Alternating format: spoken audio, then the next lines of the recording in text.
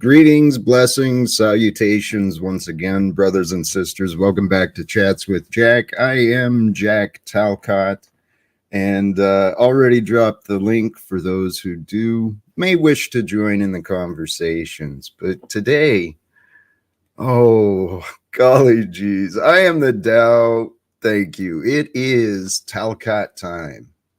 And my hope, my desire is to spark some inspiration, maybe share some encouragement, hopefully some ideas for a better future.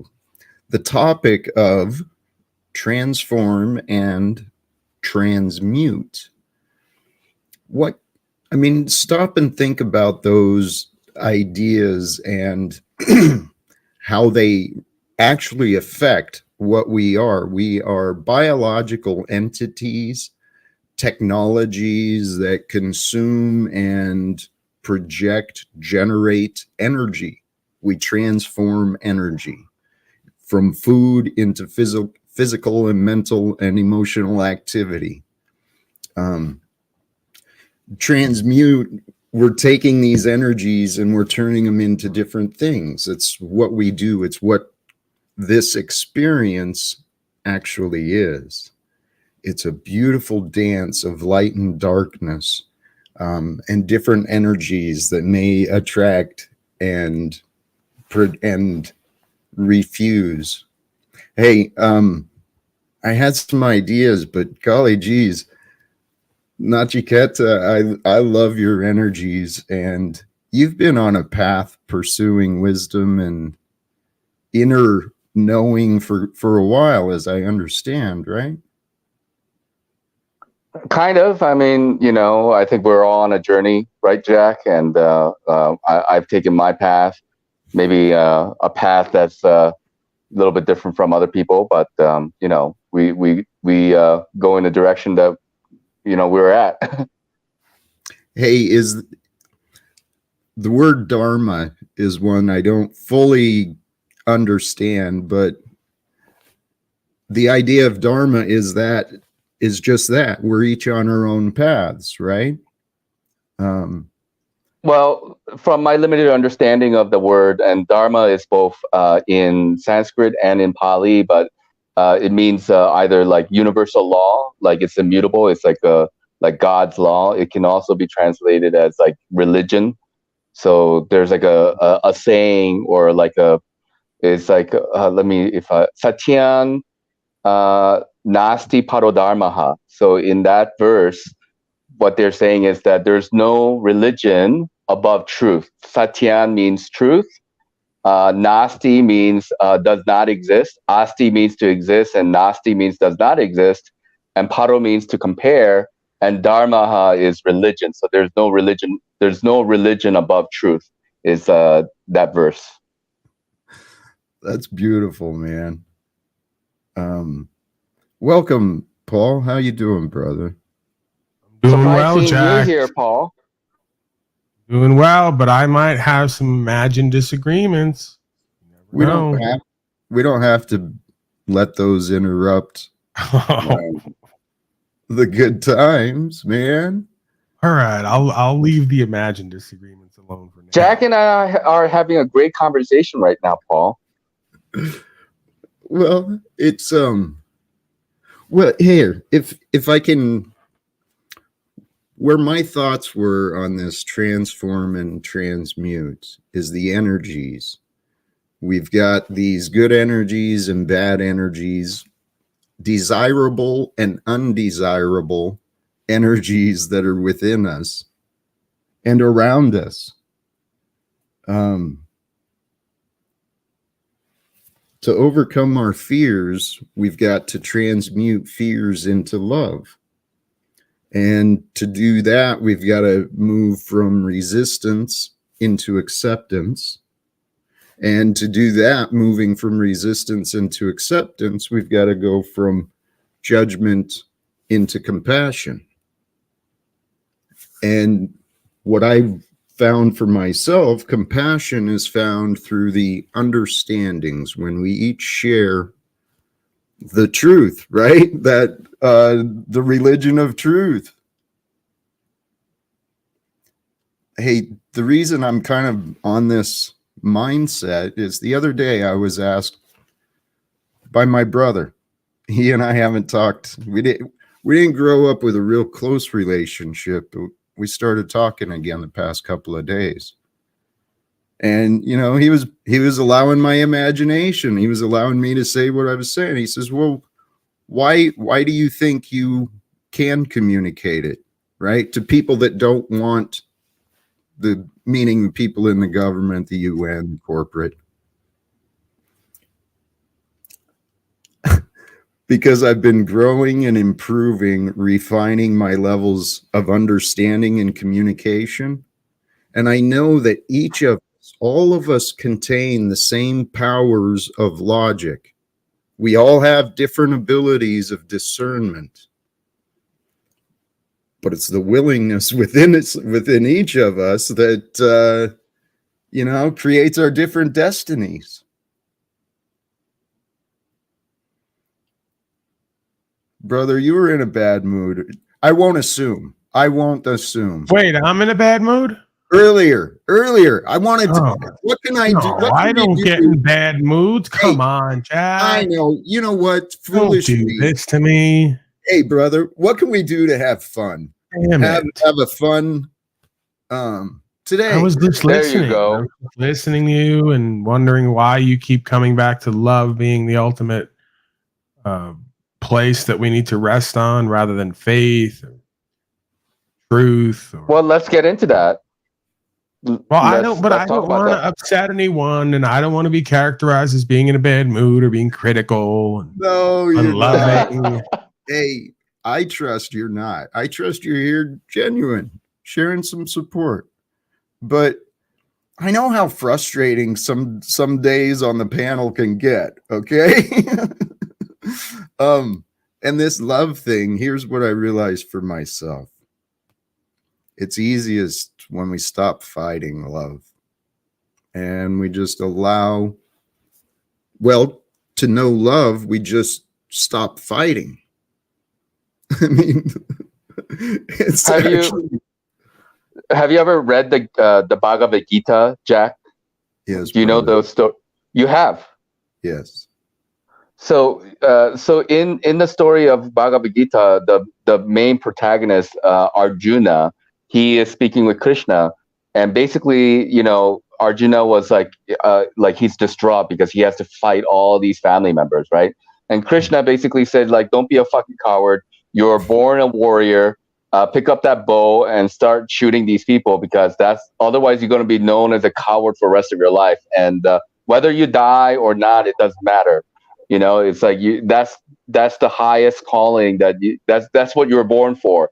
That's why I created you. Yes, and I understand that lesson, that when placed into a position where we must battle with honor and righteously.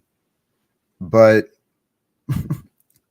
what I found on my own path is I don't have to fight as much as I used to think I did.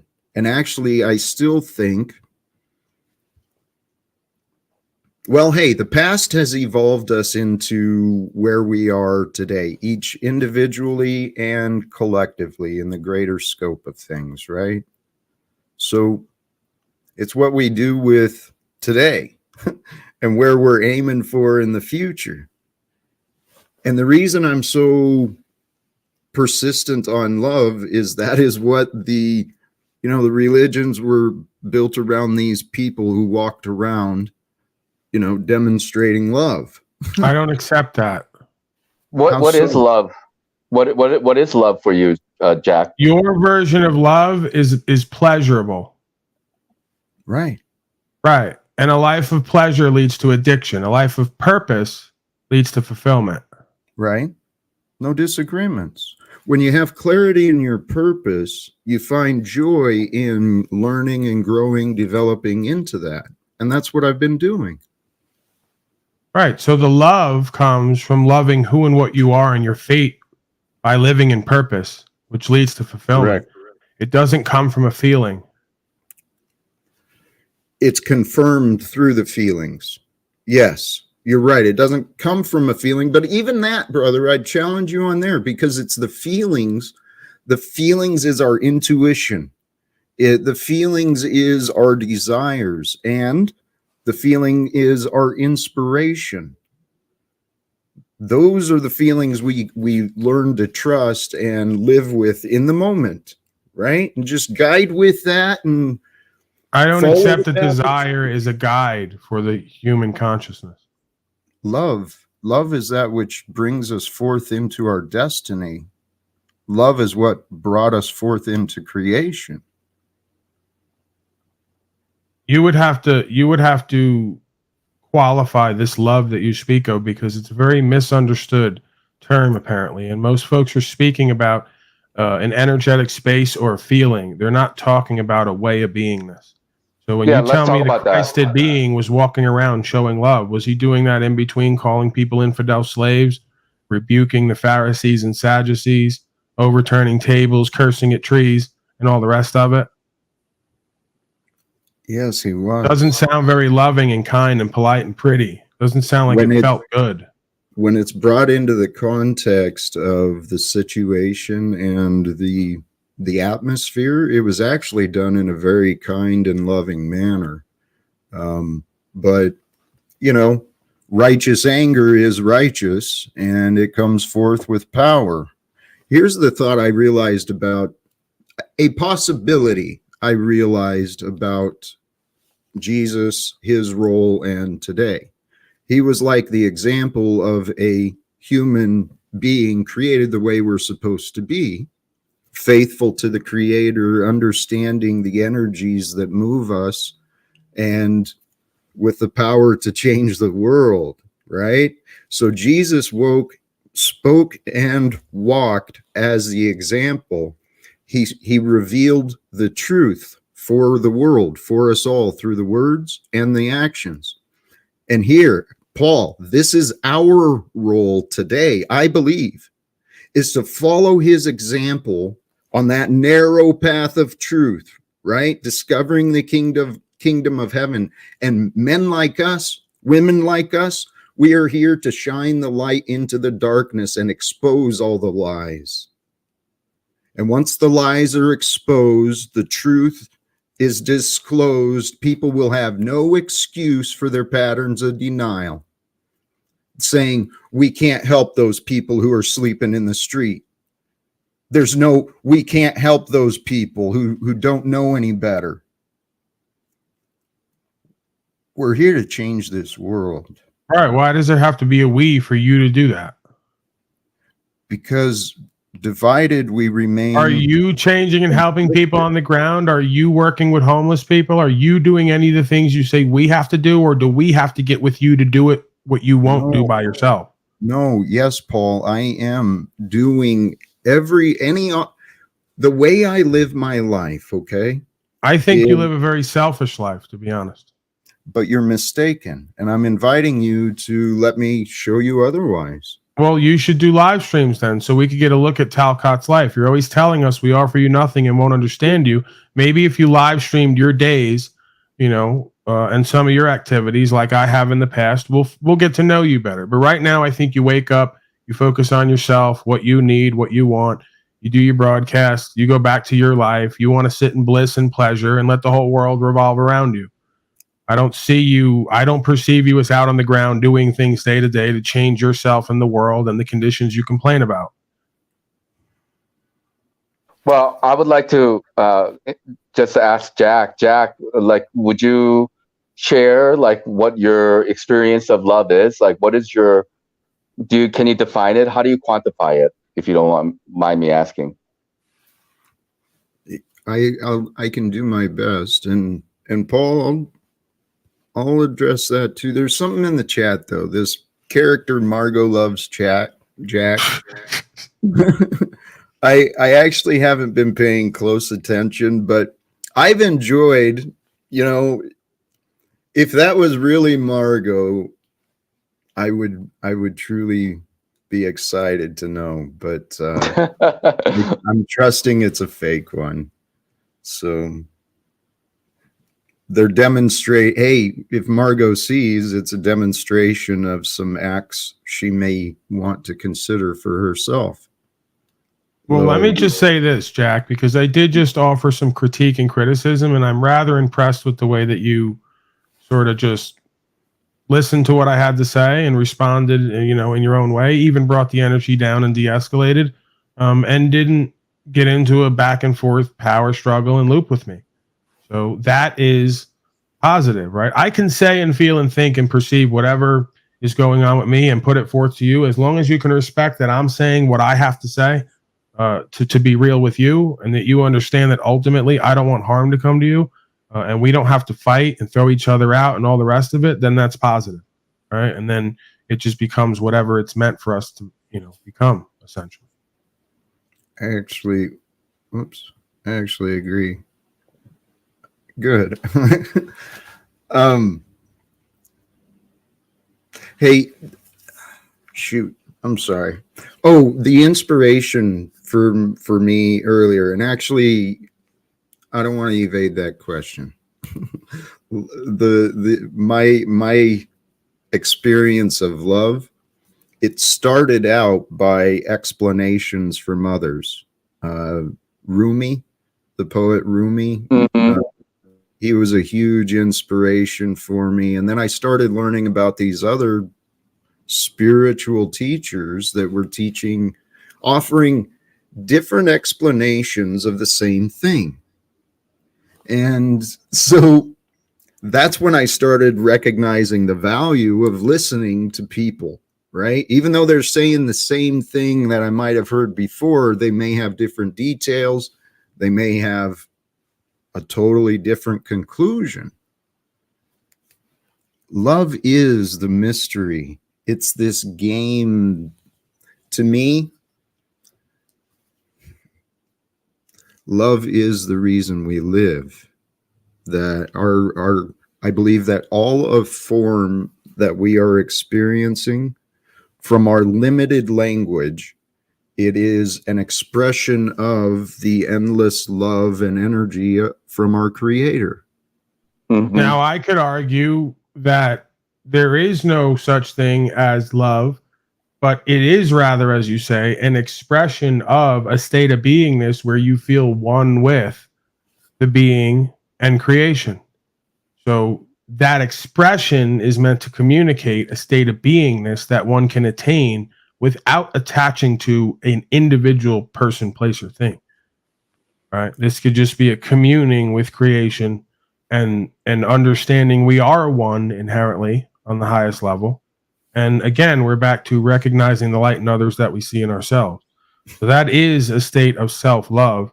It's not a narcissistic state. It's a unifying, inclusive state of understanding that then allows for presence and awareness and clarity and solutions to come forth. It is, I guess, the closest thing you could call enlightenment. Hey, I love where you took love succinctly. Love is the oneness. It's the unifying bond that brings multiplicity into singularity.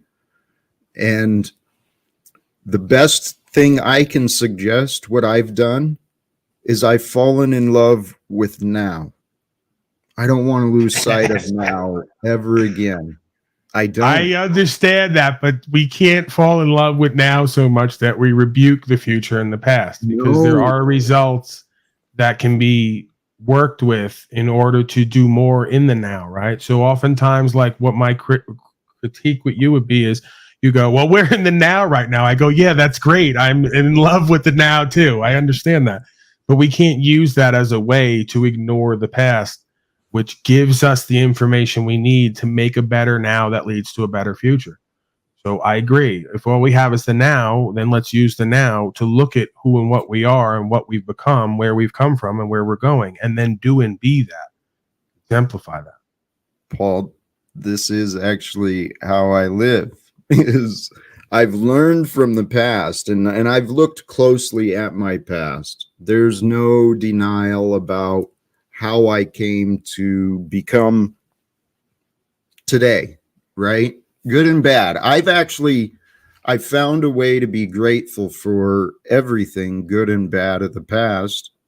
and hopeful for what the future might bring. And what you're saying about And now, we can't make that faithful, huh? You're going to keep that hopeful going? We can't make that faithful?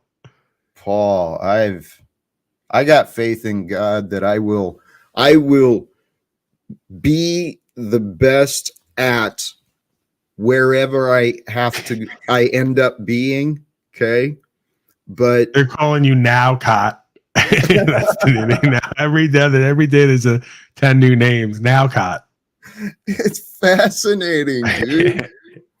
I've learned to fall in love with life again. Seriously, that is the key. And sometimes you got to convince yourself to love the ugly.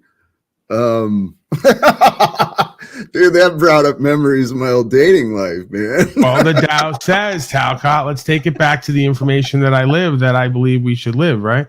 We have to go beyond good and evil. It doesn't mean, hear no evil, see no evil, reject right from wrong and common sense. It just means that in the inner space, we have to go beyond good and evil, what we want and don't want, in order to reconcile it. Because if not, it will own our inner space.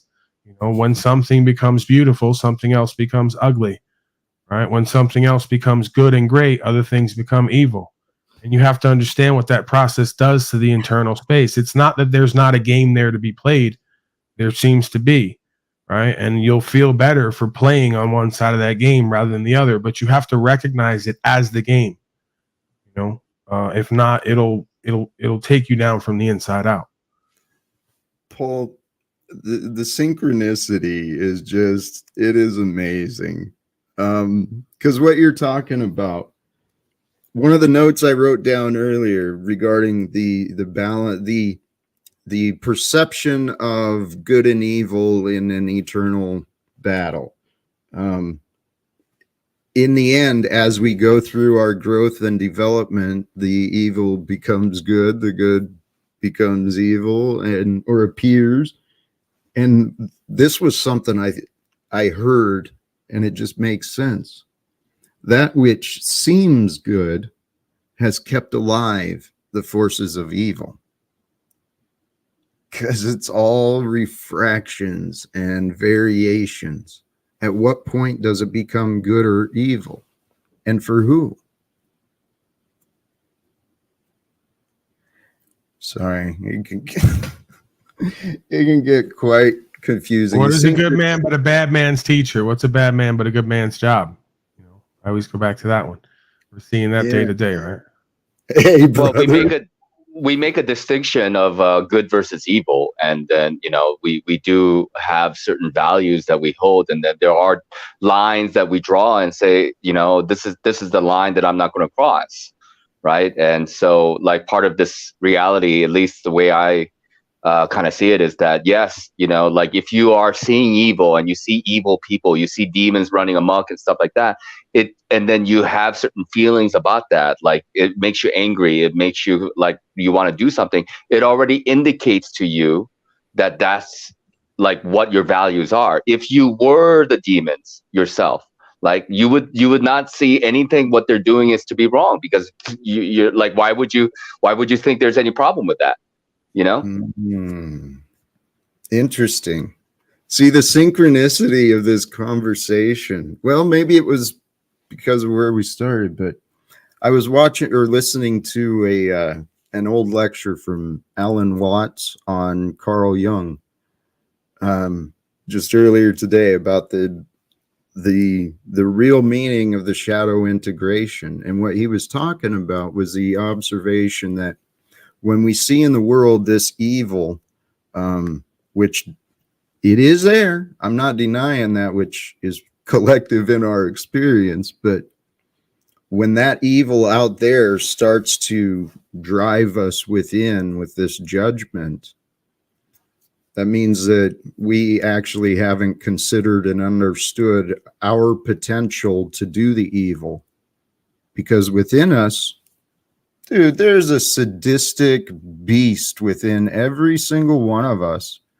And yet we never know what we're going to do until a moment actually happens. So sorry, the idea No, though, yeah, the I'm sorry. Like, yeah, you don't know what's going to happen until like you're in that situation, but you can still, that doesn't mean you can't have the values or the quote unquote imagination of like, I'm gonna at least hold on to my courage, you know? Yeah, like you're not gonna know until you actually face the enemy or that particular situation, like who you're gonna be. Maybe you will end up being a coward under those circumstances. Some people fold, some people run away, you know, those things do happen. This is part of reality. the memory lapses at just the most inappropriate time. Yeah, just we never really do know. But this idea of integrating the shadow into, discovering life really is a game. It is a game that we can take life seriously or we can take the problems seriously. I mean, our opinions on the problems. I think if we start taking life seriously and actually make the intention to find balance so we overcome our reactive state, bring more self-awareness so that we break our unhealthy habits of the past. And I got to do this more myself too.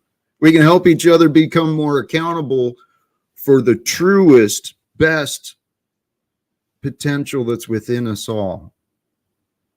People lose sight of the good because this world can get pretty friggin' dark when we live it all alone, and everyone's been taught they got to do everything on their own. There's a fine line between tragedy and comedy, you know, and yeah, life is serious, but it's also, you know, comedic at the same time. But the thing is, it kind of comes down to accountability, you know, like all these things that we talk about, these are theories. At the end of the day, unless you exemplify it, unless you actually live through it, you're not it. You know, I'm not saying you in as an individual, but as people in general, you know, and that's like, it's kind of a cliche that, you know, in order for you to become that hero, quote unquote, that you want to be, you have to go through that journey. You know, you can't just sit idly by and then just imagine that you have gone through that journey and come back around. You know, it's just like Joseph Campbell's, you know, Hero with 1,000 Faces. They all talk about the same story. We are all on our own hero's journey. There's truth in that. And we're all on our own individual path of consciousness, you know, maybe soul maturity, whatever. But what I've come to accept and humble myself to is we are all one. And an injury to one is an injury to us all. You know, the teachings of many of those Buddhas and those people who devoted themselves to ascension, many of their mindset is they would keep their consciousness here so that we could access what they knew, you know, keep their spirit here to support us. I don't disagree with that. Like, I do think you're right about the fact that we all are one. And you know, I've had that type of experience before. I had a near-death experience before where, you know, time and space has ceased. But like, you know, at this moment in time, right now, I'm talking about right now, I am identified with this body. I'm identified with this mind and this intellect. And then if I see demons running amok, I'm going to shoot them and take them down with me, you know? And so, yeah, maybe at the end of the day, like, you know, hey, like we are all one. But at this moment, like in the way in which I am identified with and the values that I hold, I have to, you know, maintain my, how would I say, like these values and the way of life in the way that is, I believe, to be honorable. Right. And so if I see a pedophile, like, oh, yes, I look at that person and be like, oh, yes, we're all one at the end of the day. But, you know, I'm going to have to wring that guy's neck, you know. I understand what you're saying. I have faith in my path and purpose. Hopefully, I won't end up in that situation with such I don't want to be in that situation either. You know, I don't. Hey, amen. And I believe we all agree we want to end stuff like that. This abuse of the innocent and the neglect of those in need. I think we all want to end that. The way we can end that is we confront the corruption. We stop enabling this ridiculous game of government and economics. It's insanity. And it literally profits from insanity. This economic system, the money system. Hey, look, Jack, I just want to say, like, my father was an economic professor. He graduated from Yale, and I had to grow up, learning a little bit about economics. Now, I am in 100% agreement with you that it's complete insanity, this war and economics and all this kind of stuff. The people who are perpetuating that shit, they understand it. They know it. It's not like, oh, yes, we didn't know that it was a complete insanity. They know that it's complete fucking insanity. It's all fabricated bullshit. They do it. They do it anyway. Correct. And, this is our test, I believe this is our spiritual test. We have learned that evil is. And so what do? Do we separate and go? There's a lot of people doing a lot of different things. My goal is to confront. I know for a fact that the evil survives and thrives behind locked doors, non-disclosure agreements, oaths of supposed office or obligation. These corruptions have been willingly created, willingly, knowingly enabled, because human trafficking does not happen by one person alone. Now, that's ignorance from the people around. That's ignorance from the people involved. We have ignorance given places of influence and power by collective agreement. It is insanity, guys. We can prove, if given the opportunity on a greater platform, I think we could prove that the structures and systems of corporate and government design that have evolved into, well, tyranny, fascism, I think that's the accurate term. They have retarded the human species collectively. Okay? On purpose. Like, that's by design, and these so-called controllers, I'm not sure about evolve, but I think from the get-go, they had in mind to control humanity, and so, like, what we consider to be evolving is them just kind of like skirting around and figuring out, okay, how much are people waking up to? Okay, how are we going to be able to capitalize on that? Okay, what are people waking up to now? Okay, we're going to lock people in before they wake up too much about it, because like it's kind of their mentality in the way in which they work. They don't have any empathy. They don't really care, as at least from my limited research and understanding of what's going on. Nachi, exactly. They don't care. They've lost the connection to other humanities who we're all part of this same experience, and many have numbed themselves. Not only those who are making the choices, but many of those who are obeying the bosses and just going along to get along. Everyone has numbed themselves to either the pain and trauma of the past or the pain and trauma that they see going on. People have numbed themselves because it's hard to deal with all this darkness, man. There's a lot to be found.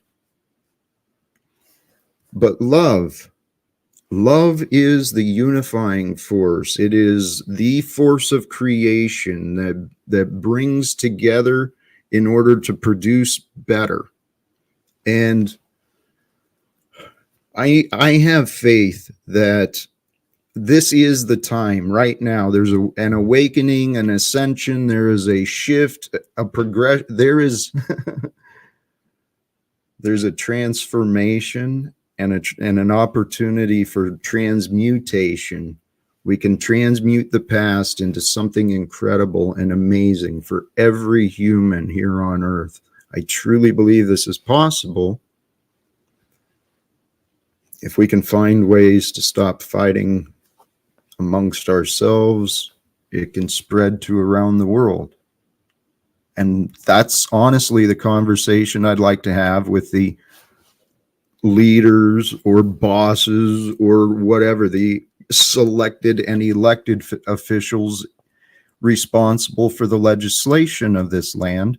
They need to stop fighting amongst themselves. Why do you think people do fight amongst themselves? Like, let's just look at our like little community in this corner of the internet. You know, a couple hundred people, maybe up to 1,000. I don't know what the exact numbers are.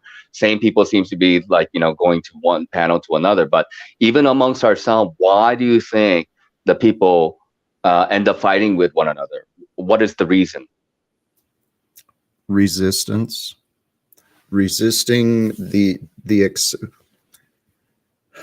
society has normalized denial, and cognitive dissonance, people reject and evade, they deflect from what is true. We only live in this moment, and this moment is the only time that matters. So how do you? No, I'm sorry to interrupt, and then I didn't mean to take you away from your thought, but like that's the basic underlining problem is what you're talking about. This denial, this cognitive dissonance that you mentioned, you know. And the thing is, the people who are experiencing whatever. And then let's say you are holding the truth from a higher perspective, and then you're trying to help people who are, coming from a different perspective or a different angle. And then you say to them, hey, look, you know, these are the reasons why you're feeling or thinking this way, or, this is what's happening. And then they're in disagreement with you. It's kind of often the case, not always, but often the case that people tend to double down in their wrong thinking, or triple down in the wrong thinking. And they want to, that's what denial is, right? They just want to continue on with their narrative and believing that their narrative is correct, while you, if you're in opposition to it, you must be wrong. Yes. It's become kind of a, well, here's where we're at, guys. What I've learned, if we recognize there are some amazing explanations, very inspiring teachers available to us all here on Earth right now. And what I've learned from my own experience and the facts is the trauma that each of us is still maybe carrying on in our blind spot, right? We haven't noticed it or understood it, accepted it. As we're carrying these memories and judgments forward, our insecurities for unresolved matters within us, our insecurities get carried, and then we start fighting with each other over silly, unrelated, irrelevant things. It's a pattern of learning that we're all going through, but the reality is our schools were designed to fuck with our heads, okay? And the only one who can unscrew your head is yourself. The way go ahead. No, I do think we get some help. All of us have gotten some help. There are giants that we stand on the shoulders of other giants who have come before us, for sure. And there are other people who have paved the way for us to kind of follow in them. But I don't know. Maybe you're correct that eventually everybody will come out of the slavery and this kind of like mental slavery and I don't know, like this enslavement matrix that we have found ourselves in. But we ourselves first, right? We have to come out of it ourselves and the people who are immediately around us. And we have to find some resolution within the circles that we're rubbing shoulders with, right? First, and then we can maybe apply it to other people, because like everybody is a pretty big deal. I mean, like, that's a lot of people, and I have a hard time imagining that situation at the moment. I respect your skepticism, and I understand, but I appreciate where you're at least with what you see. I don't know how it's going to happen, and is this true, guys? my life became so. I never thought my life would be like this, guys. I did not choose to start saying and doing the things I'm doing today. I thought I would be, at this time, I thought my son would be in college, still living here with me. I thought I'd still be at the Postal Service and still maybe grown into more of the labor activity in the community, the Labor Council. But I didn't picture myself here talking to people as amazing as Paul Enslaved and Nachiketa. I mean, people, inspiring people. There's many of us alive today. But what do we do with our inspirations in a world that has found discouragement, right? Well, I mean, life always it's always full of surprises, and Yes. I guess that's what's interesting and dynamic about what life is. And maybe you can argue like part of the reason why we have, come to live, experience this 3D, 4D reality is so if you knew exactly how everything was going to happen, it'd be kind of boring kind of deal though too, right? Exactly. So yeah, I mean, like, everybody, I think it's pretty much, universal that most people had ideas about what they were going to be when they were young, and then they grow up and they had some other ideas, and then, things happen, and then they find themselves in the position that they're in now, So what do you do with that? I guess that's up to the individual, right? Well, praise God. Amen. You've been quiet. Anything, Paul? What are your thoughts? I'm just staying out of the way, man. I mean, once you won't fight your truth versus my truth, there's nothing left to do but experience the great Tao, Jack Talcott. I love you. That's true. That is true. And what Nachiketa was saying. What if the lives right here on this panel and others who have been involved and part of growing this, what if we are like this, the tip of the spear coming forth out of the unknown? The world has not learned. The world has not learned many of the things that we're discussing pretty frequently and pretty in-depthly. So as far as I'm concerned, the world can continue in its dream until, we change the direction from the forecasted nightmare into something better. But if the question is, right, the past brought us all to where we are today. And I know how it sounds, but even if I fail, I can see the value of somehow speaking with members of the United States government, trying to get them to come into the now and see a different future. Hey, Hunter, can you come into the now? He says with Hunter Biden at a conference. Hey, Hunter, I know you really want to smoke crack and fuck children right now, but could you come into the now? Hey, is that good crack, by the way? Just asking. No? Okay. Hey, I don't want any. Paul, look at who his father is, and you can understand. I feel for the kid, and Just to be clear, you remind me of the Joe Biden of Spokane, right? I suspect that Dominic is somewhere living the same lifestyle Hunter Biden is. I'm not trying to be insulting, but Jack, are you making excuses? You're a way better looking, way more endearing version of Thank you. Joe Biden. I could see you sniffing people at a local Applebee's, just kind of walking around sniffing people, being really uncomfortable and awkward. I might have done that. Who knows, man?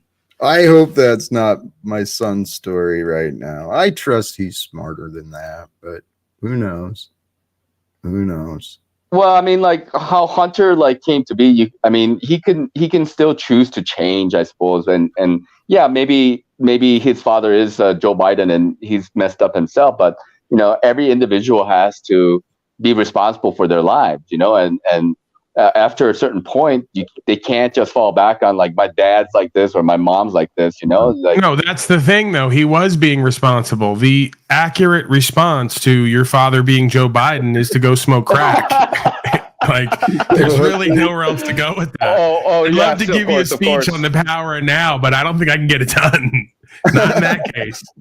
Oh, okay. Hey. In that case, the Hunter is doing a great job then. Yeah. Hey, this is something that I was reminded with these spiritual lessons too, is that there's a spark of the divine within them, and everyone is living the life they want, at least the life they think they want, or the best life they think they can. So I'm sure, there's some crazy fucking stories that humans live, like really crazy stories. And the concern or the purpose of my awareness of this Biden thing, the kid in the laptop, is the evidence of backdoor dealings, corruption, taking advantage of fucking other people in other lands. Brothers and sisters, if they can recover all this stuff from his laptop, what are they going to find in mine? We got to end these procedures and secrets immediately. Oh my God. Dude, but what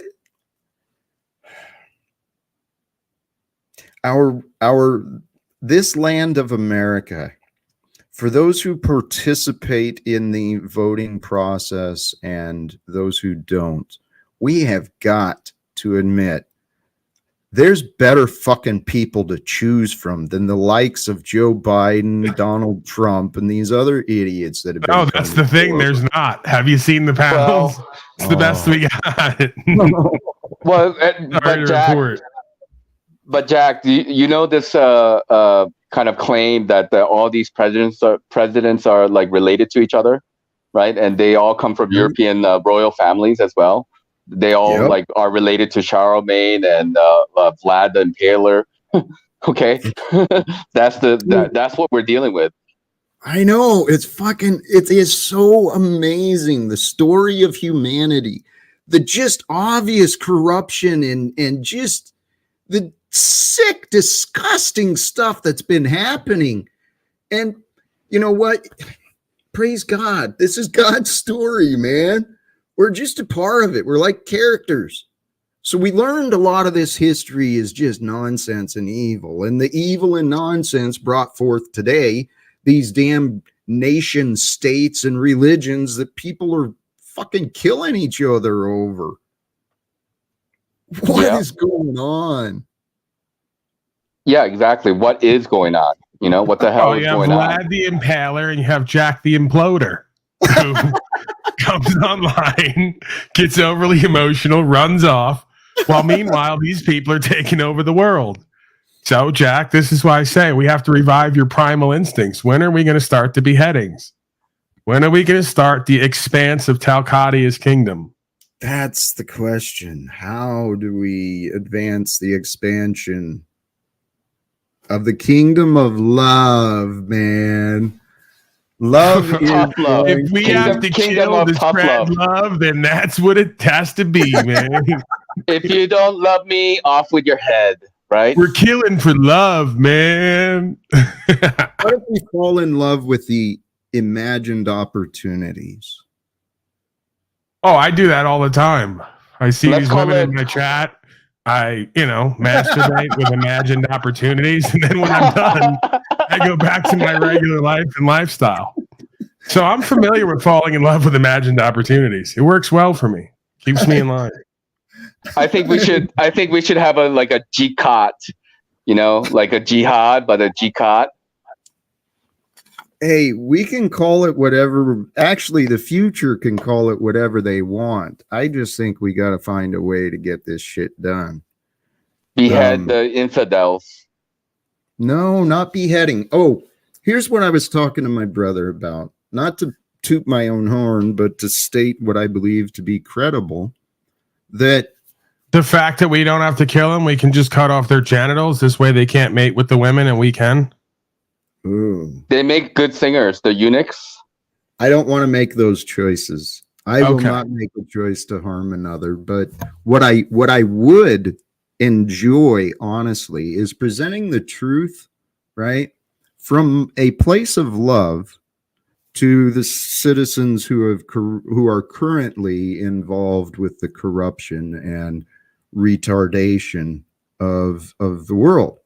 I want to talk to the people in the American government from a place of love, present the truth with some humor, right? So maybe they accept the truth and they wake the hell up and they realize, oh shit, why are we funding wars and the murder of people instead of someone has not been paying attention to what's been happening in the past. No, you're not paying attention to how profitable mind control and slavery is. What the hell is your problem? Somebody get this idiot out of here. He's trying to get us to question the biggest business in world history, which is, of course, the world. So we're running the world as a business. It's very profitable. They love the slavery. They're begging for more. And this idiot wants to throw a wrench in the works. Yes, I do.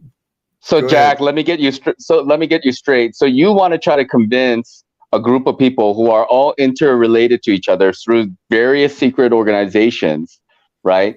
And they've been basically groomed from the get-go, from birth, and then they, and on. And you're going to just let them come to the realization what they're doing is fucked up to the population?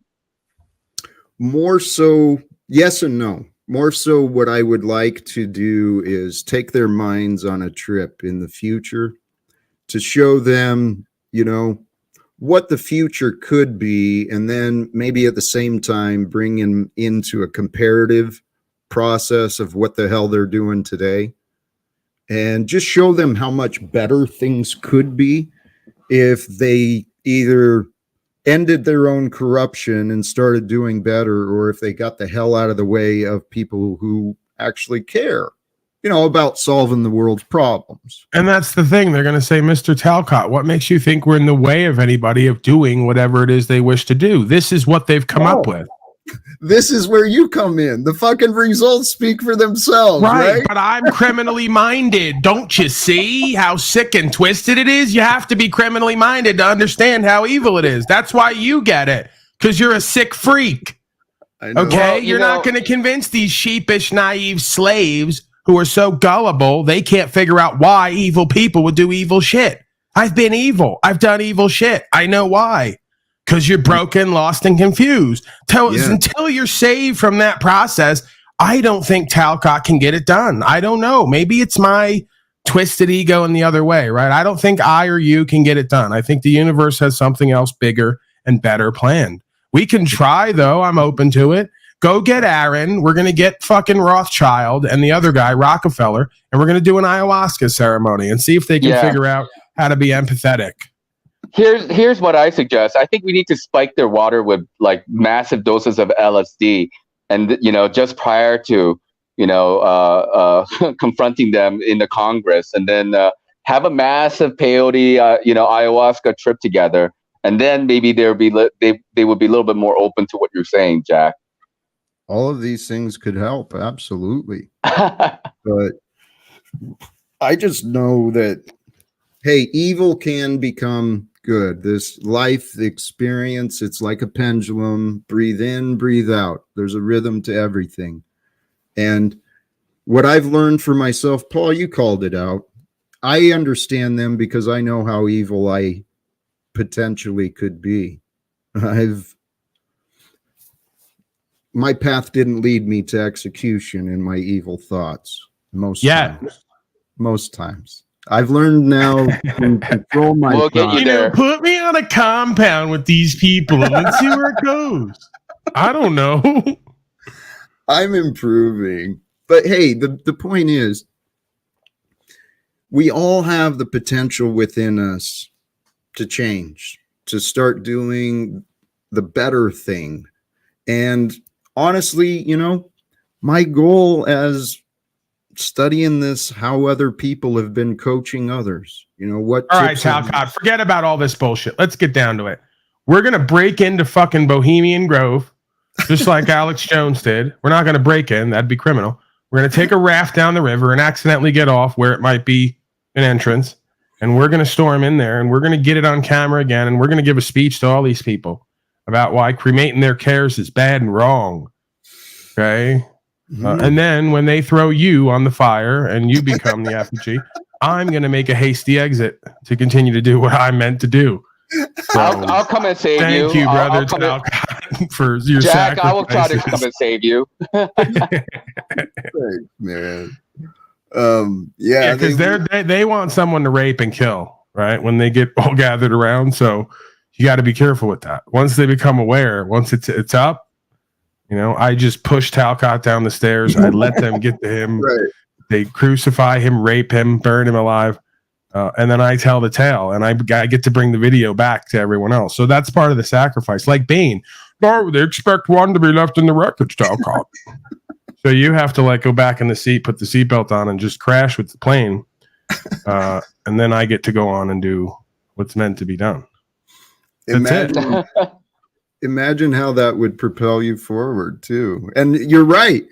Just like being chased by a bear, you don't have to outrun the bear. You got to outrun the guy next to you, right? Little trip. Absolutely. That's good content. You can't deny it. Who's not going to listen to me after that? Right. I got the video and the documents. They raped Talcott. He was talking about love and they raped him and burned him. No. Honestly, though, I think we can find a way. This is my hope and my naivete, my imagination, whatever. I think we can find a way to become invited to address maybe even a small group of the people in Congress. And if we can reach their hearts as humans, maybe they can invite us to address the rest. And then with an invitation, they, being beings, would have to acknowledge at least a little bit of respect. And all they've got to do is pay attention and understand. Maybe life's not meant to really go good ever. Did you ever think of that? Life's not really meant to go good. Like these people might just be reptiles who are here from the beginning to play a role in a position to get us to mirror that or mirror back what we know to be true, regardless of consequences. Some die during that process. Some, you know, are part of the light cycle process. But I don't presume to know that we're here for the rest of the time meant to just do good and be good and stand on truth, rights, and freedoms. I know that's my walk individually, but I don't know that that's their role and position at this time. They may be here for the opposite reasons. To substantiate my existence. I don't know. I don't want to believe that. Right? I think we all play that game. We need an opposer, an enemy to justify our beingness. I don't really want to believe that I need that. I just think it's a condition of the game that we play. But these people may be here to play the opposing role and be unrepentant about it. Hey, thanks for the tip, but we're going to keep slaving and genociding. And if you want to mirror it, go ahead. If you don't, then there's a way out for you. Can't say we didn't allow you to know that. Yeah, let me, only reason they will ever invite us from their perspective is like if we've gotten like enough of like a grassroots movement going and they're like, oh, these guys are trending now, you know? And then so let's invite them right? And then, it looks like we care. It looks like we are actually, part of this thing. But the people above, and even if they believe it, like the people above is like, we're going to use this opportunity to see who the leaders are. And then we're going to invite them to Bohemian Grove, and then we're going to make clones out of them, and then we're going to obfuscate the actual movement ourselves, right? But that's the thing, is that typically they already identify who's who. These folks are not. They have. You're talking about me having an ability that then these folks obviously have an ability with. They're going to say, Paulie boy, no go. Don't bring nothing to him because he's going to embarrass us. He's not for sale. Other folks, they read you. They know that you're for sale. You got a price. And they're going to come to you with that. If they test the waters with me, it's going to be third party. And every time they do or have, I suspect, whether I know it or not, I stand tall and they say there's no in with them. So they already get third parties to people. They already know who and what you are and what you're about. They have a pretty good read on what they're going to have to give you to get you to do their will. And most people have a price. They're not in this for the right reasons completely. And they're not willing to die or go to a box. We know that. If they were, they'd have done that the last 3 years. So you think the masters don't know? The masters, quote unquote, don't know what I know, which is that if they come to you with the right set of conditions, you're going to fold and sell your soul and give them what the fuck they want the same way they have. They know who and what you are because they know who and what they are. The past has proven that tendency, that's for sure. There's something here, though. Crap. I'm sorry, Paul. I didn't mean to interrupt and lose track. Let's just get back to you. Who even cares if you have anything to say? Let's just fucking get back to you. Talking about you. This is your broadcast. Here's the idea. I've seen like other celebrities have the attention in moments with time people in Congress and at the UN. I know these things are available. To create the invitation, you got to have someone, there's got to be a reason. And what Nachiketa said is partially true. One great way to do it would be to grow and influence here and then reach out and say, hey, want to talk to you. Here's some results. But I don't think that's the limiting factor. There's other people who already have the platforms who may be able to open up some doors of communication, and we could skip a few steps or a few months. Hey, somebody emailed me from Converse last night, Jack Talcott. You want me to promote Converse sneakers? Dude, I don't know if it's real or not. I'm going to do some investigation, but I might have to promote Converse sneakers so we can get in the room with Kanye. And you can yell out on a production that Joe Biden doesn't care about white people. Yeah, while you're at it, you can wear Balenciaga, jackets and apparel and shit like that. Why not? You think that I won't wear Balenciaga jacket because it's going to drive Smith Creature crazy? Right? He's going to go crazy. Oh my God, the Bible. He's going to be sitting in his hovel yelling at me. That. Yeah, exactly. This is why they'll wind up saying Paulie sold out in his pogo. I won't do nothing different. And then I'll just pimp and mac on you. I'll put Balenciaga on with big horns and symbols of slavery and the devil. And I'll laugh at you. Like you're not doing anything to stop it or change it. You don't have any real faith. So I do that and live that? I can't wear Balenciaga and pimp on you? Of course I can. The creation knows my heart, my walk, my purpose, what I speak and live. Hey, amen, brother. I get what you're saying. Right now, though, there is enough signs and symbols out there in the media and stuff. There are people promoting satanic energies, satanic idealisms. At the same time, there are some real evil things going on in this world. And yeah, there are genuine Satanists out there doing how could you shit. How could you tell me how powerful they are if I am that am is more powerful? So if I go work with Converse and I put White Gorilla, you're a slave on sneakers and wear them, I didn't take back power over people who you all keep saying are more powerful than you? No. We're looking each other eye to eye. I'm going to use them to get what the fuck I want and need, and I'm going to put out a truth and a message while I live it. Who's more powerful again? Exactly. Hey, so don't project onto me. Brother. No, that wasn't a projection on you. I was thinking of other fucking artists that are seriously No, I'm not promoting talking to you. I'm saying the audience, because Yeah, I the already audience. see them in it. You could tell where the energy starts going. You could feel it in the room before you see it in the audience, right? They Because they multiply think their that I'm views. here to prove a point to myself and everyone else about certain things, and I'm not. What's true and what's real is true and what's real. And I'll go the other way with it just to fuck with everybody and test myself. You think Balenciaga jacket's going to make or break me? You think bullshit Converse sneakers is going to make or break me? I don't think so. We could try it, though. We could test, have some fun. I would only do it if you enjoy the product, because that way you know it's you, man. I would Well, If there's only one way to find out. they decide to make a sneaker that's halfway decent looking and it's got a message I can customize and put on there, I'll do it. I don't Why the particularly fuck like not? Converse sneakers and the way they look. I don't really wear them. But see, there I go. I just insulted my brand. See how I am? I wasn't supposed to do that. I already broke the rule. We didn't work together. I don't really like the way most Converse sneakers work. But here's a clue. If you get the white gorilla on your team Converse and you get all these other slaves out of the way, I might be able to help create a sneaker that looks halfway decent and maybe has a brand and a message that we can live that isn't satanic. I'm open to it if you're open to it. They have to see the value in that. Yeah.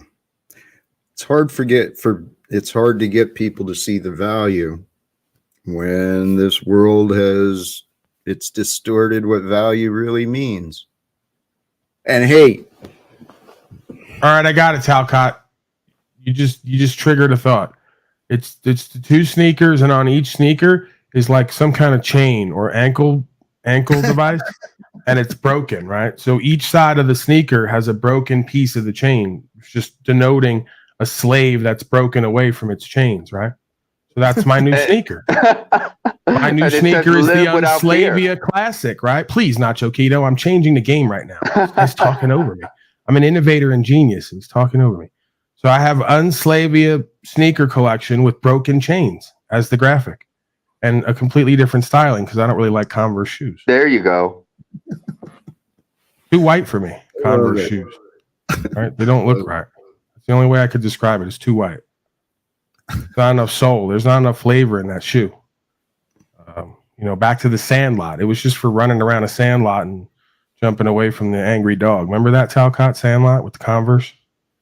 Oh yeah. Yeah. Oh God.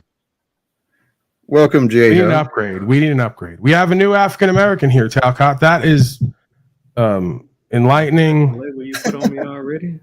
Invigorating. Oh, welcoming. It is. Communities are developing. This damn panel was too white, just like Converse sneakers.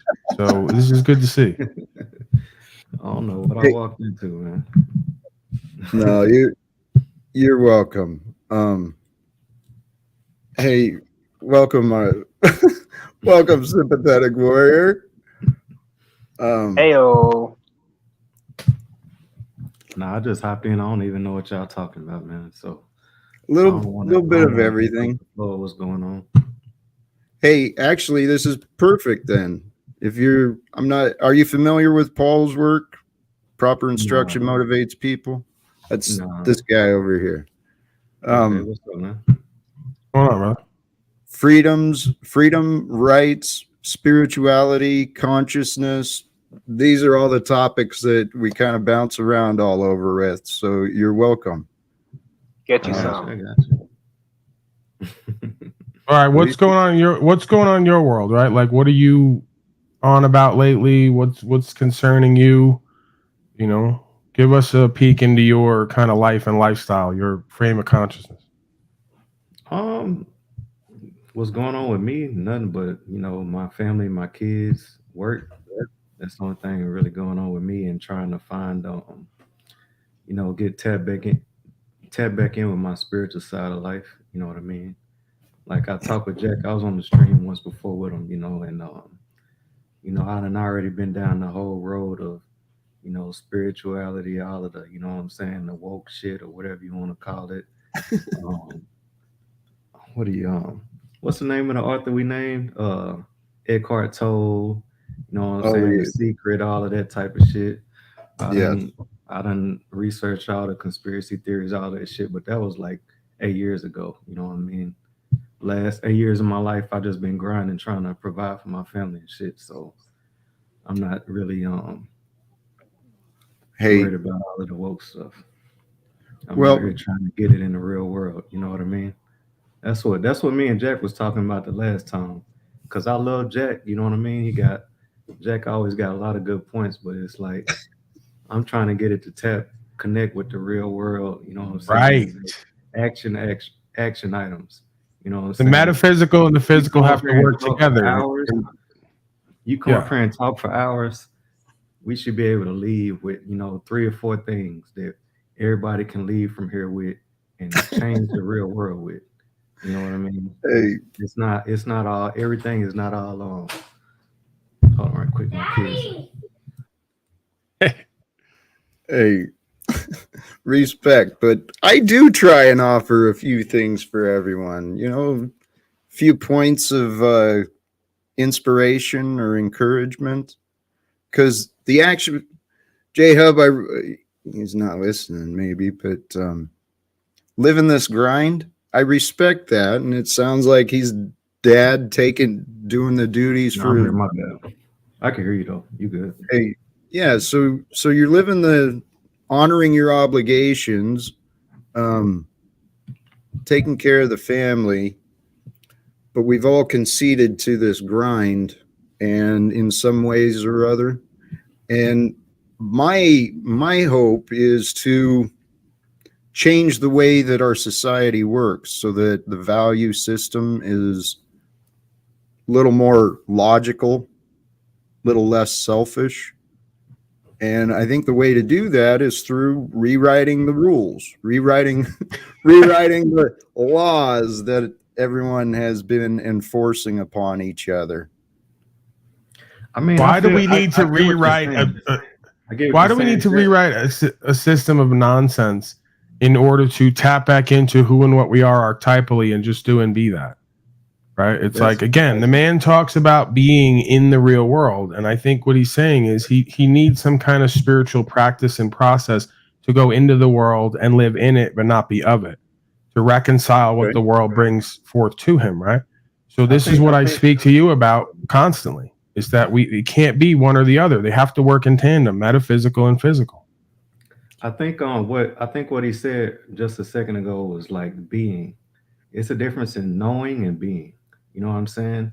Like I heard him say when I was getting on, I am that I am. I am is different than I know. It's completely different. You know what I mean? You can know something, you can know everything, but if you can't go out here and change the actual world around you, you know what I mean? It's all for nothing. You know what I mean? Right. If you can't at least put it into your kids or somebody else around you, maybe, you can get on stream and put it into somebody else that's actually going to make some change. You know what I mean? It's great. I mean, that's kind of, Well, we have to accept that there's nothing selfish about taking complete responsibility and accountability of one's life and what they create. In order to rewrite the world and all the rules for us to succeed would be tricking us out of position. Yeah, I mean, I don't know. I feel like all of the trying to change the world and shit, that shit's nice, but it's a lot easier to change my own life and be the example. And I can change 10 people around me just by being the example, that I am. It's a lot easier to do that than try and say, hey, my mission in life is to go out and change the monetary system in the United States or, whatever it else is that you got a problem with. If I can just be the man that I need to be and be the man and the example for my kids and all the men around me, you know, that's a bigger impact than trying to tell other people. I mean, it's only so many people that's gonna listen to you. You know what I mean? And you can have convictions of this is the monetary system is wrong or it's fiat currency. You know what I mean? We all know that, but the light bill is due every month. You don't pay Spectrum, Comcast, or whoever it is, for 2 months, you're not going to be online anymore. You get what I'm saying? So, do you notice how people who become successful minding their own business and doing what they love to do never have a problem with fiat? Then they say they're sold out and they're doing it all for that. The people who have the problem with the fiat are doing wrong in their life, what they don't want to do or love to do in order to get that. That's why they don't like it. They have a toxic relationship with it, just like they do with women. Let me please respond and bring a different perspective to the picture that you're painting, okay?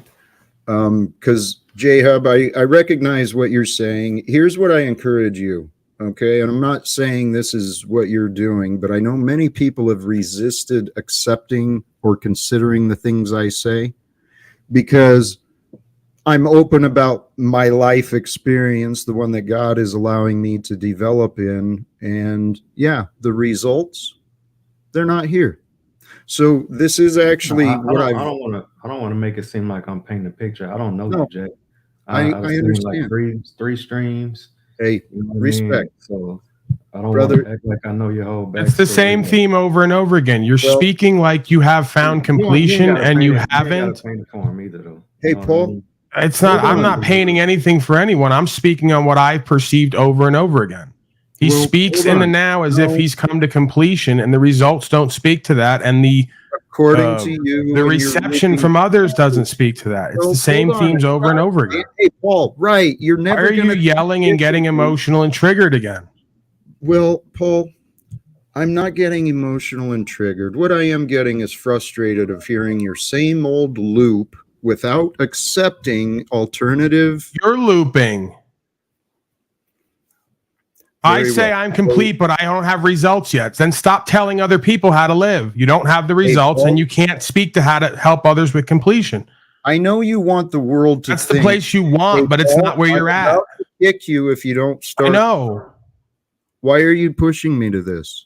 I'm not pushing you. You're being pulled to it. What benefit do you have by just trying to establish superiority and convince my listeners? No, the truth. You're so unaware, Paul. What you are doing is telling the viewers who tuned in to Jack Talcott that I'm unworthy of listening to because of your standards and your opinions. Now, J-Hub, regardless of the results around, like you, I've been studying the laws, right? The laws of creation and understanding spirituality and the way I live of myself. The helpful hint, make it an intentional practice, intentional purpose to increase your levels of gratitude. Like bring new gratitude as often as you can into your mind. What I have found, it lines up with the scriptures. To the pure see God. God is the good.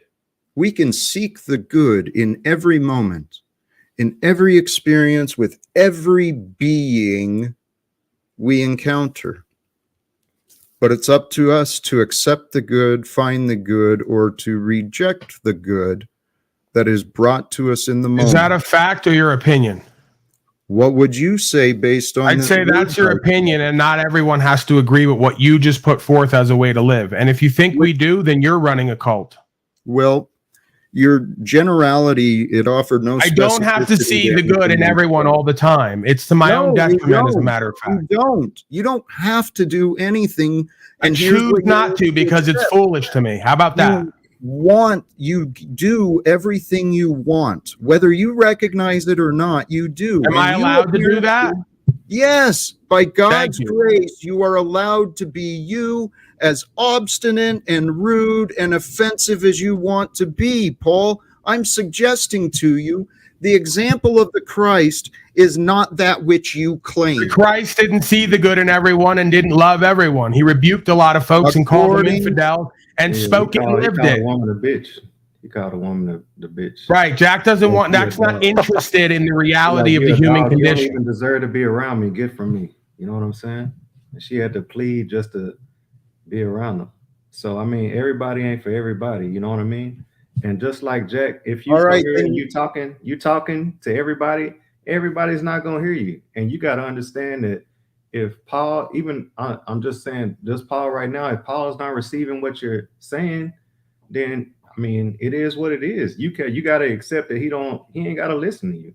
So you're trying to now coach this guy to the people that want to listen to you. You know what I So mean? you're now trying to coach this guy who came here saying he's on a path of spirituality when he gets it more than you do. See the irony? Hey, I can accept Whoa! facts Why you and cut his tongue out like truthful- that? Well, I'll address it. I mean, you don't have to be confused or judgmental because I chose to take back I was asking the words. question, Jack.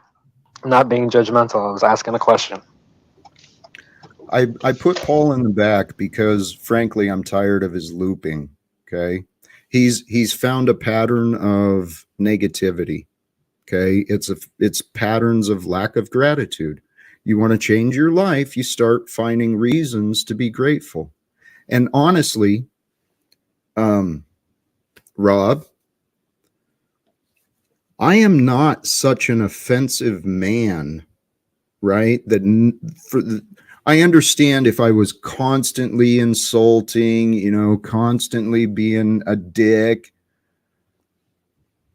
For Paul to have used me, my name, my image, as he has all of this year so far for his self-glorification to demean me and for himself to profit. Bro, we're men. You can't handle somebody busting your balls? Hey, Rob. How long should Hey, I Jack. continue to accept his lack of respect and gratitude? How long should I continue? See, You don't Rob, have to continue anything. You should just have a different approach, a different mindset, and stop getting so emotional and triggered about what he says. If it doesn't apply Hey, to you, I'm then let it right. be. But why should I continue to listen to it? Why should I continue to allow it to be said in my presence? That's why I Rob? said earlier, Jack. If you don't like Paul, stop bringing him up on the platform. But it's like, I don't know, maybe it gets you views, attention, or something. You keep bringing them back because y'all Well, keep disagreeing and it's keep, you know what I mean. But if you don't hey, really like, that's why I said if you talk. I heard you talk about the Bible before. In the Bible, it was a woman from another nation that came up to Jesus, and he was like she was trying to, get saved or whatnot. And he like, hey, you a dog. I'm not dealing with you. I'm you paraphrasing. might, yeah, I'm you might paraphrasing. But relook he's like, at. you a dog. He's like, you a dog. I'm coming from my people first, and the people I'm looking to save. There's I'm lots. not Hey, dealing with everybody. J-Hub, I'm not dealing with J-Hub, everybody. But I you keep, understand. you ain't got to keep talking. If you are authentic and said, "Hey, Paul is not coming with what I'm teaching and what I'm talking about," I'm just gonna remove him. You don't have to let him on. You don't have to hit accept on the I panel. realize that. Hey, J-Hub. Yep. If you keep bringing Thank him you back every time, and he Hey, keep Jay. arguing with you, Right. Hey, J-Hub, can I respond to some of you're pointing out the obvious. right? Okay. Go ahead, my Respect. bad. You got it. Yep. And I understand that I don't have to do anything. I do as I want, just as you do as you want. Christos, Paul, everyone does as they want. Now, it's not unreasonable for me to have hope that after this time, different conversations, that maybe eventually Paul will come around and actually offer some respect and maybe even repent, change his ways, strive to improve instead of constantly going around establishing demanding superiority for himself. Hey, J-Hub, what I know for a fact, whether anyone wants to accept it or not, my words of peace and of love, they're actually very simply understood, just are the words that Jesus left behind in the Bible about love one another. This Christian judgment of damnation and cursing others, or just completely oblivious, accepting and saying, well, everyone's imperfect, so go ahead and be as big of an asshat as you want to be, Paul. I don't accept that. I know Paul can improve. I know I have improved myself in front of him and many others. And Jahab, you also confirmed something else I thought about. Even though I come on here and I get a gauntlet of criticism and doubt and disbelief and negativity brought to me, I know that even those who are in the chat here regularly just to insult me and disparage my efforts of making a better world, I know their subconscious is receiving the seeds of truth because I am a man of truth. I have devoted myself to knowing greater than just me, greater than just this physical world. I worship God day and night, okay? And in my experience, brothers and sisters, it has brought forth much pleasure within my body physically, energetically. It feels amazing. And my path has, by choice, by circumstances, created a lot of opportunities for me to practice what I've been learning. So, guys, you can judge me. You can join the rest of the world who's been fucking attacking me and taking from me, and you can join everybody else. Or each of us, every single day, we have the opportunity to start again, to renew ourselves, to bring ourselves back into our center. So we're no longer, stretched into obligations and memories of the past. We can bring ourselves into the moment, in the present state of being. You. And breathe in some love. Because it's that loving energy of breath that breathes us into life. It's the spark of life from the all that forms us into who we have become. And once we accept who we have become and what the rest of the world has become, then we can objectively, calmly, gratefully, review the information. What is my spirit guiding me to pursue? Jack, I agree with, a lot you said, but when you say have become, right? To say that you have become something is kind of dangerous, because True. if you have the mindset that you're already there, right?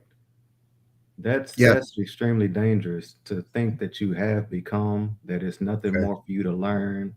It's Amen. nothing more for you to keep progressing on every day. That's kind of what, me personally, I always have that mindset, because that's what pushes me to become a better person every day, is to realize that, you know, I know I might stand next to somebody next to me, and I I'm not gonna sugarcoat it. I know I might be a better person than this person next to me in a lot of things, but I'm not comparing myself to them. I'm comparing myself to who I know I can be. The greatest version of myself. You know, to a Jesus or someone like that, to a perfected man. You get what I'm saying? So Amen. as long as I have that on my mindset as, the goal, not that's why I said, when if you say, I have become, you know what I mean? That's Hey, like, if I hey, can't, you know what I mean? It's like you're already there. You have nowhere else to go. Now let me finish. I want to say, like, to understand, like, spiritually, right?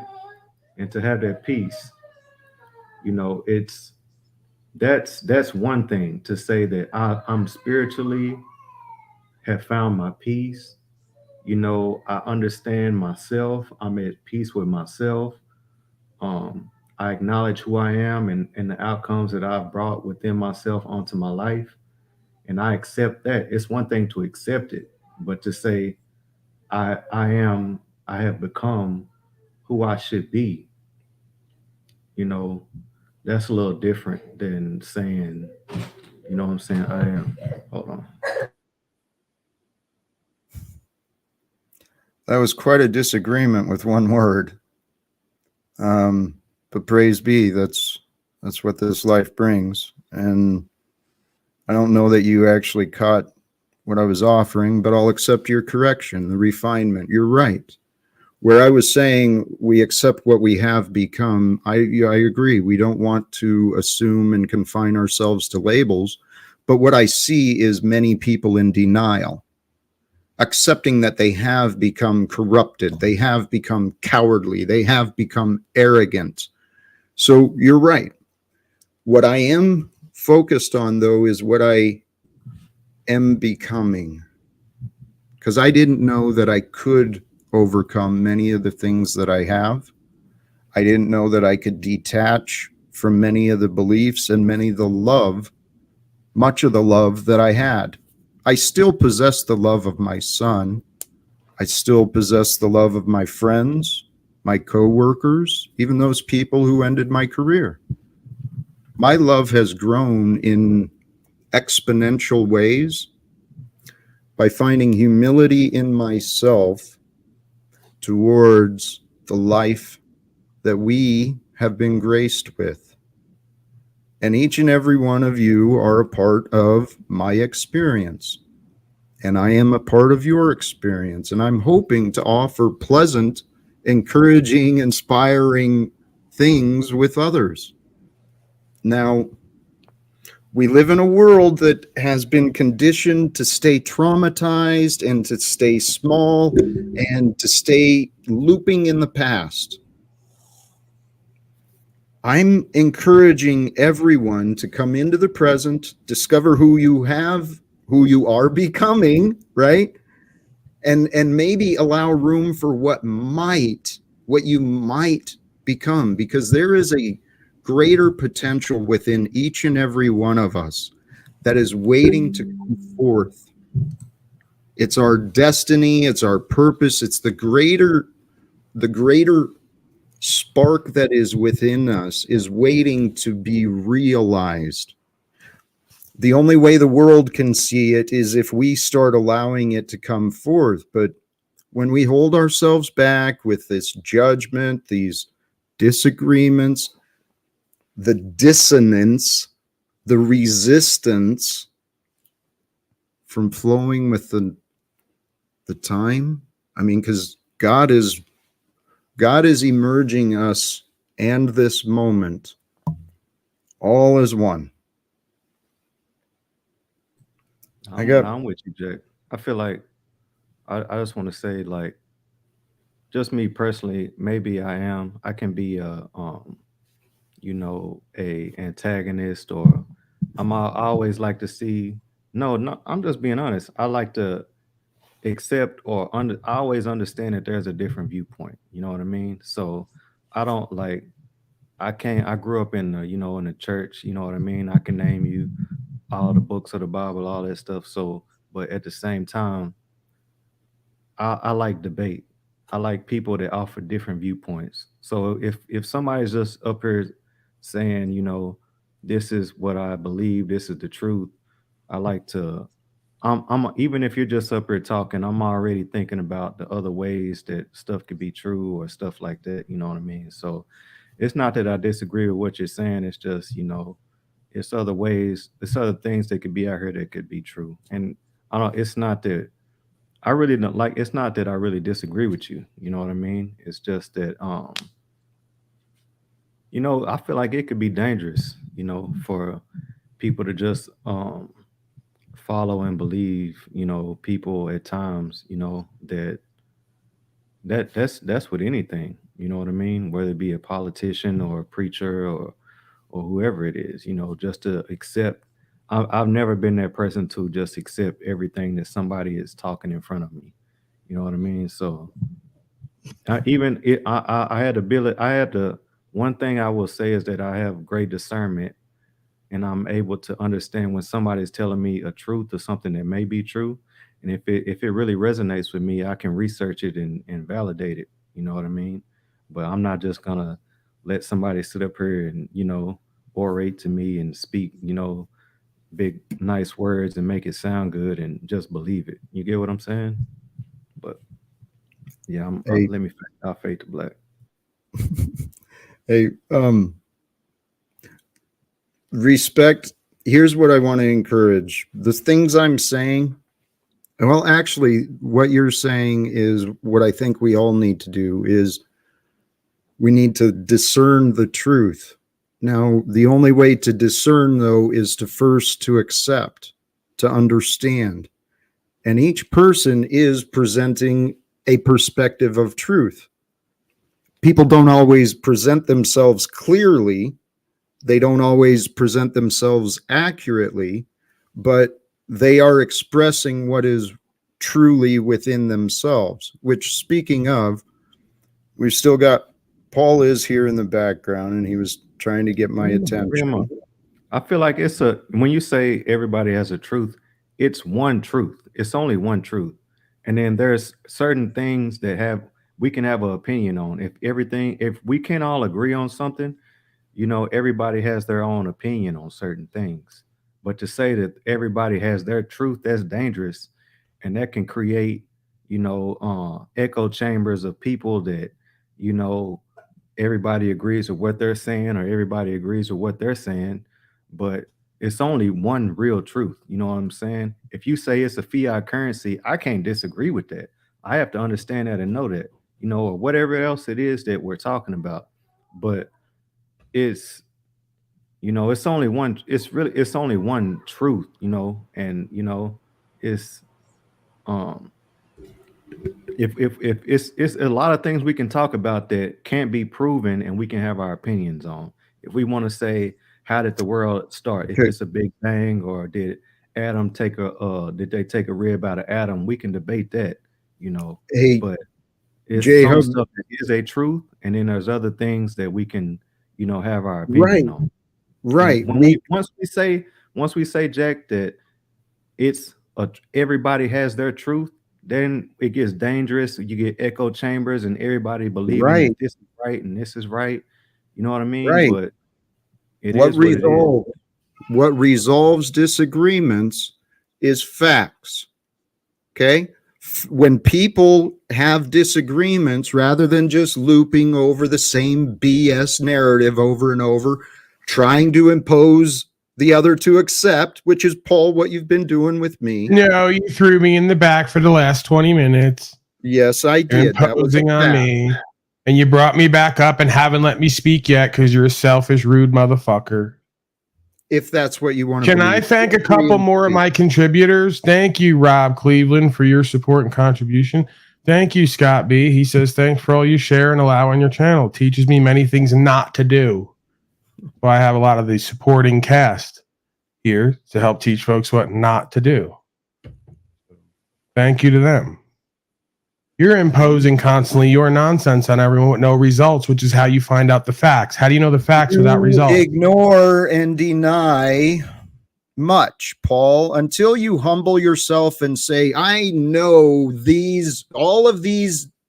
I know the parts that agree with me, and I know the parts that disagree with me. Until you're able to accept the totality of information instead of selectively choosing, you're going to stay looping. And unless you're ready to change today, Paul, let's part ways for the rest of the day.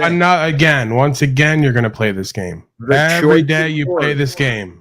And the choice is yours. Why do I have to change who and what I am or part ways with you? Because you talk about love, but I don't want your negativity and your complaining. You complain like a little adolescent schoolgirl who's just never satisfied.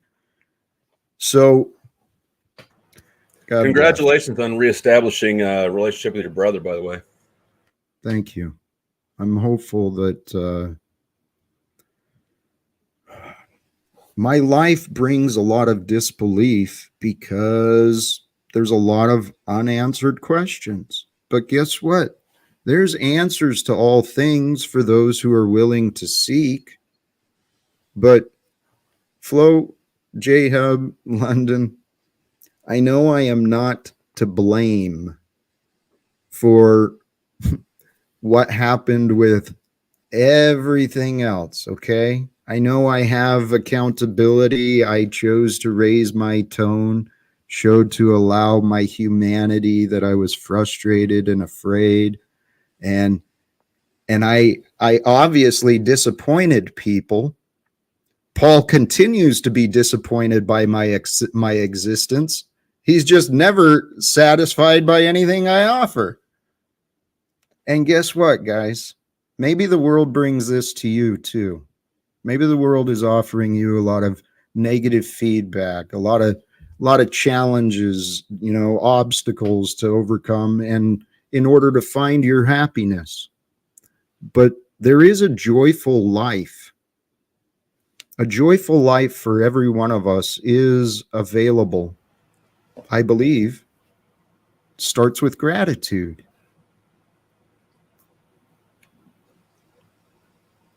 Hey, London, yes, brother, you've been patient. Please, I'll yield. Welcome, London. Salute. How we doing, Mr. Jack Talcott, Flow State, and Jay Hubb? Your boy Jay said some powerful things since I've been up here, man. And when I've been listening, he said some powerful things that resonates. Yeah. I can tell he's a real one. He ain't trying to jump out the window or nothing. He's just nice and calm. Salute to that. But how are you though, Mr. Talcott? Seeing you're back with the circus again, man. I keep praying for the right words, and each day I spend time contemplating, reevaluating, and guys, I spend a lot of time in prayer, meditation, seeking guidance. There was question earlier about how I live, what actions am I living? This is how I live, filled with gratitude each moment. And then keep in mind, I've got financial insecurities. I am a failure by every measure of the worldly results people want to jump to. Okay, but I am filled with confidence in a better future. Because shit, what more? I know more could happen, but I'm prepared to overcome. My practice of gratitude has grown incredible. My practice of gratitude, this kind of ties into the Dharma. No matter how we may try, right, to change our path in life, change from being a laborer, a construction guy, or whatever it is we found ourselves, no matter how we may try to change that, your life changes when you choose to be grateful. I mean, Jack, like you said, like I can't lie. You said something and then I stopped listening because I was thinking about what you said. But fine. you said I am a failure, when it comes to, I think you said financial or something like that. I feel like everything, like your last stream was the past, the present, and the future. The last one I was on, at least, right? So May have been. if you say that I am a failure, you're already projecting that gonna continue to be a failure, and that you'll never be able to change. Hey. If you say I have failed All in right. the past, you give yourself the opportunity to change and be a better person and understand from your failures in the past. That way you My can say, words, hey, I can change. I understand. That's how, I'm not gonna say bro. I'm the greatest person in the world, but that's how I continue to evolve and say, hey, I made this mistake today. I'm not gonna do that tomorrow. I'm gonna research, I'm gonna do whatever it takes so that I don't make that same mistake tomorrow. And Right. once you And say, that's hey, I've messed up. Like, hey, for instance, with me, let me just give me a minute, 2 minutes. I used to be an alcoholic. If I was to say I'm an alcoholic, I drink every day, I'm gonna keep going to the liquor store every day. If I just said I'm an alcoholic, I would never be able to change that. That's what I hate about 12 step. I would be able to say, hey, I'll never be able to change that. I'm an alcoholic. I'll never be able to change. You know what I mean? But you have to accept it, be present, and say, man, I'm drunk right now. You know what I'm saying? I went and bought this bottle of liquor, whatever it is, your beers or whatever, and say, hey, I'm fucked up right now, and I don't want to feel like this tomorrow. I don't want to do this tomorrow. It's the same thing with finances or anything. I done had a bunch of money and blew it. You know what I'm saying? So I can say, hey, I done had I've been broke. Everybody's been broke. Most people that I know, at least. So you can say, I don't have any money right now, but I'm not gonna make the same decisions tomorrow that I made today. Go ahead. Hey, respect. I came to the same conclusions in the rooms of AA. I did have a pattern of drinking. It was a privilege I abused too much within myself, and now I've become more responsible. I didn't assume the identity of an alcoholic. And J Hubb, everything you said was true. When I brought up the failure, it was within the context of, I said, I am a failure based upon the results the world looks at. And that's a temporary situation. It's a state. And you're right. I could word it. I feel like you're saying anyway. Jack, I feel like you're saying the way the world looks at it. No, it's the decisions that I made. It's something that I did and I can change. J Hubb, yes. And that's gives you the power and the control to change. Okay, keep going. Change it. All right.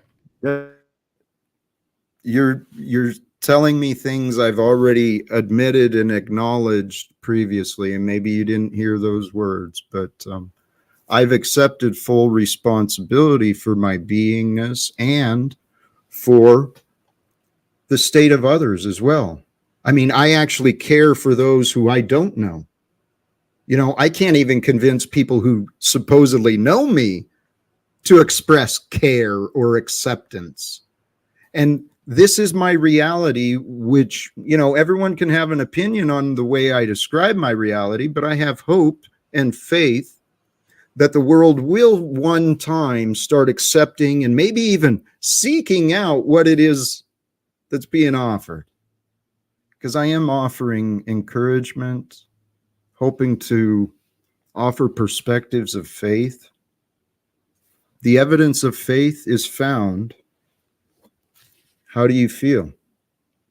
Do you find peace? You can measure your faith and peace together. If you're not at peace, then you're not trusting in something. But hey, unless there's anything pressing, I'm feeling like wrapping it up. I was going to ask about blame, but we can, because you'd mentioned earlier that you're not to blame, and it doesn't seem like it matters to me. So take that if you want to. If you want to call it quits, I'll just eat the rest of my sandwich.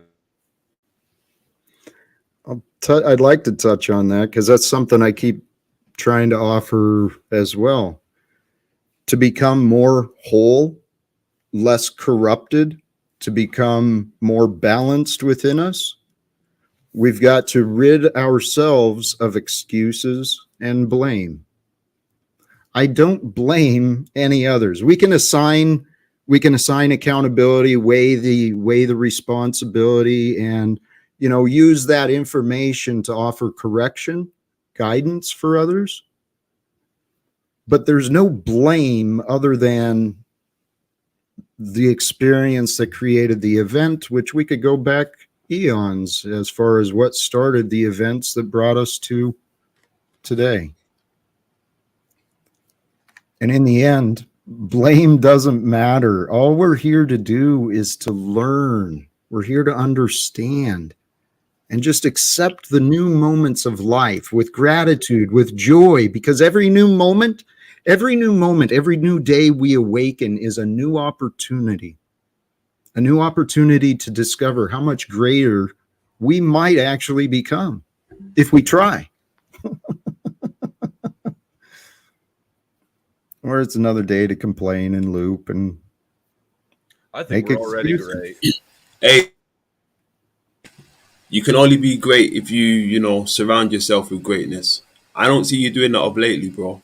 If I can be totally honest with you. Even the company that you keep's got to be great. There can't be no halfway stepping around you, bro. On that note, I'm leaving out. Much love. Peace out, everyone. London, respect. Thank you. Any final words, gentlemen? J-Hub, thank you, brother. Flo, you too. Nope. Final Have a good words? one. Thank you. Respect. Can't hear you now, J-Hub. I'm not sure what happened. Can you hear me now? There we go. Now you're back. I said, man, just keep it positive, keep it moving forward. You know what I mean? You know, and Respect. stay in the positive, stay positive, stay present. You know, and keep and realize that you're the solution to any problem that presents itself in front of you. You're the solution. But that's it. Hey, J-Hub, thank you for that reminder. The key is trying to figure out the puzzle, because every moment when we find these problems, you're right. The solution is within. We are the key for our problems, because who's to say what is a problem? Paul is still in the back. Julian, welcome. Jack, man, I've been wanting to talk to you like directly a lot because I've been here for pretty much the whole ride. And I know you're trying to wrap up. That's fine. J-Hub, I liked a lot of the stuff he was saying. That was awesome. And Jack, speaking from my own experience, right? I used to have a very similar problem to you. Why the hell does everybody seem to be against me? Why can't they just see the value that I have to offer? Why can't they just see that the truth that I'm trying to share? But it took me realizing I still had a lot of the shit backwards, and I was insisting that it wasn't. Just my personal experience. Once you're able to align with that a little bit, my guess is you'll probably see a lot less butting of heads. But please be careful with who you're aligning yourself with. Just check your chat occasionally. See what type of miscreants you have down there defending you. The ones who are going to stroke you off the hardest, Jack, are the ones you have to fucking watch out for the most.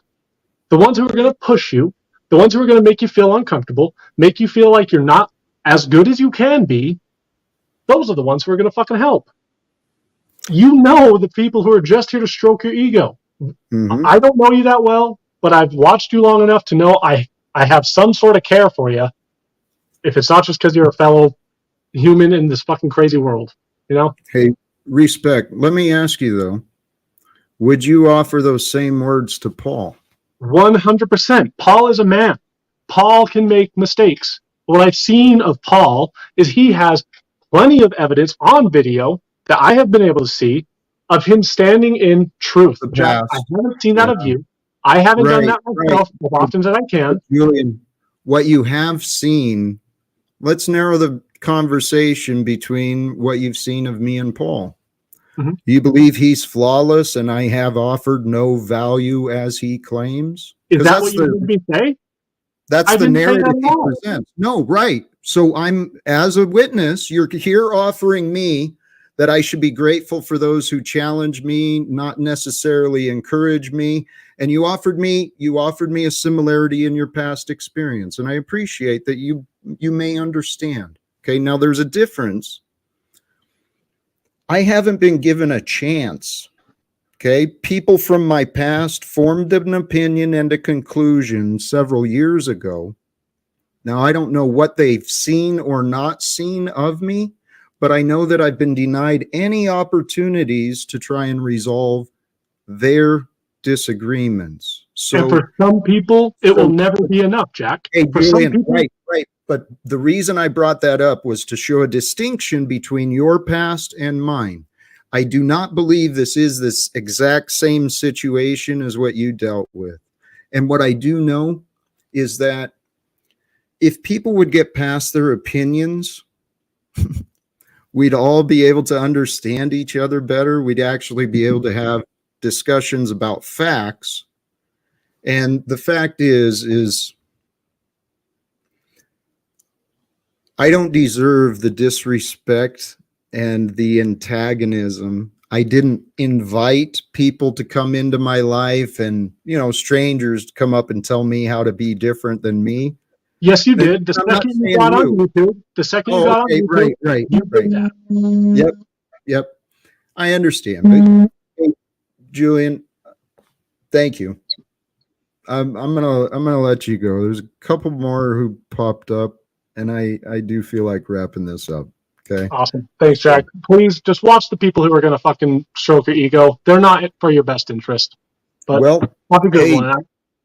brother, amen. And as far as stroking ego, Paul, please be careful and choose wisely who you want to bring around and continually have stroking your ego, because you seem to be much more comfortable with the chaotic than with just simply accepting a peaceful man like me. Zero Fucks Bear, welcome. What's up, Jack? How you doing, man? I am kind of wrapping up, so I'm not sure where you were at. I'm just tired, man. Had a long day, but I just want to come up here and chit chat with you real quick and wonder why. I mean, I know Paul loves you. I know you love Paul, but I think you should give him more time to be. I mean, I think maybe the only reason why he may cuss you is because he gets put in the back instead of just leaving him up. You know what I'm saying? Wait, Like, whoa. He gets put in the back because he doesn't stop the cussing and insulting and berating me. If he established self-control and allowed himself to be interrupted rather than continuing, you know, what he does, what the human ego does, is we jump to these conclusions, right? And what happens is the conclusion is stated, right? Jack, you're this, and then goes on with this big, long narrative. Yeah. Which the long narrative is just an insult to me. I don't need to listen to his bullshit when I know that he's jumped to the wrong conclusion, and all his narrative is doing is revealing his ignorance, because there's plenty of explanations I've offered.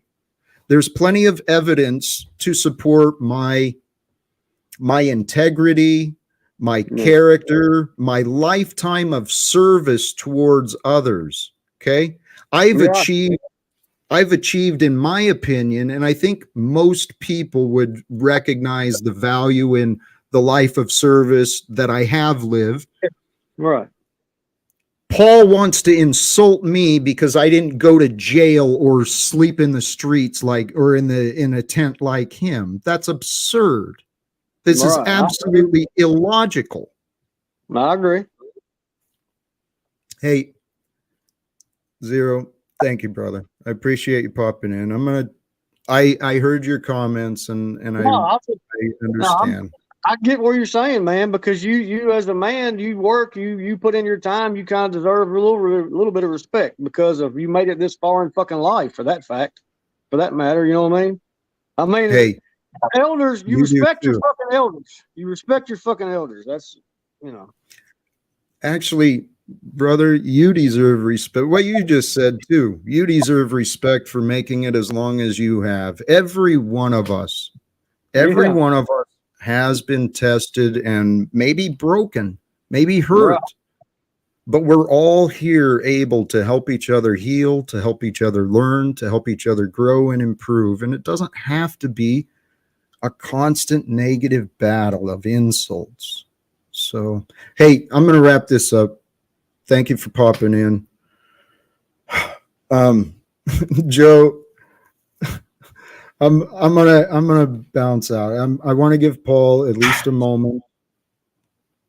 I don't mean to offer you disrespect. I'd rather have you at my side, Paul, rather than you can't be at my side, Jack, because you're not ready for it. I know. You're too emotional and sensitive and triggered, and you can't handle the truth. No, actually, there's a group of people here, good people, who have stopped their day, sharing their time and attention. And you're unthankful and ungrateful and selfish and controlling and egoic and arrogant and all the rest, as usual. Maybe a little. I'm going to step away for just a moment, relieve myself, and I'll return. All right, wipe up when you're done, Jack. Put the feet down, Jack.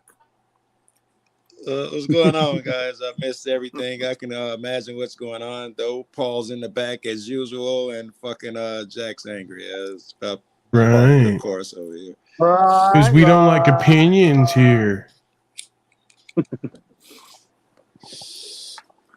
Well, man, Jack's a good dude, man. I like the way Jack talks. You know what I mean? But I'm a fan of I've Jack. been that person. I've been that person. 8 years ago that had all the ideological views and wanted to change the world. I had whole spirals written out. What how I happened? wanted to change And the what world. happened? What you I learn? had kids. Share I it. had kids, and I realized Slow that down.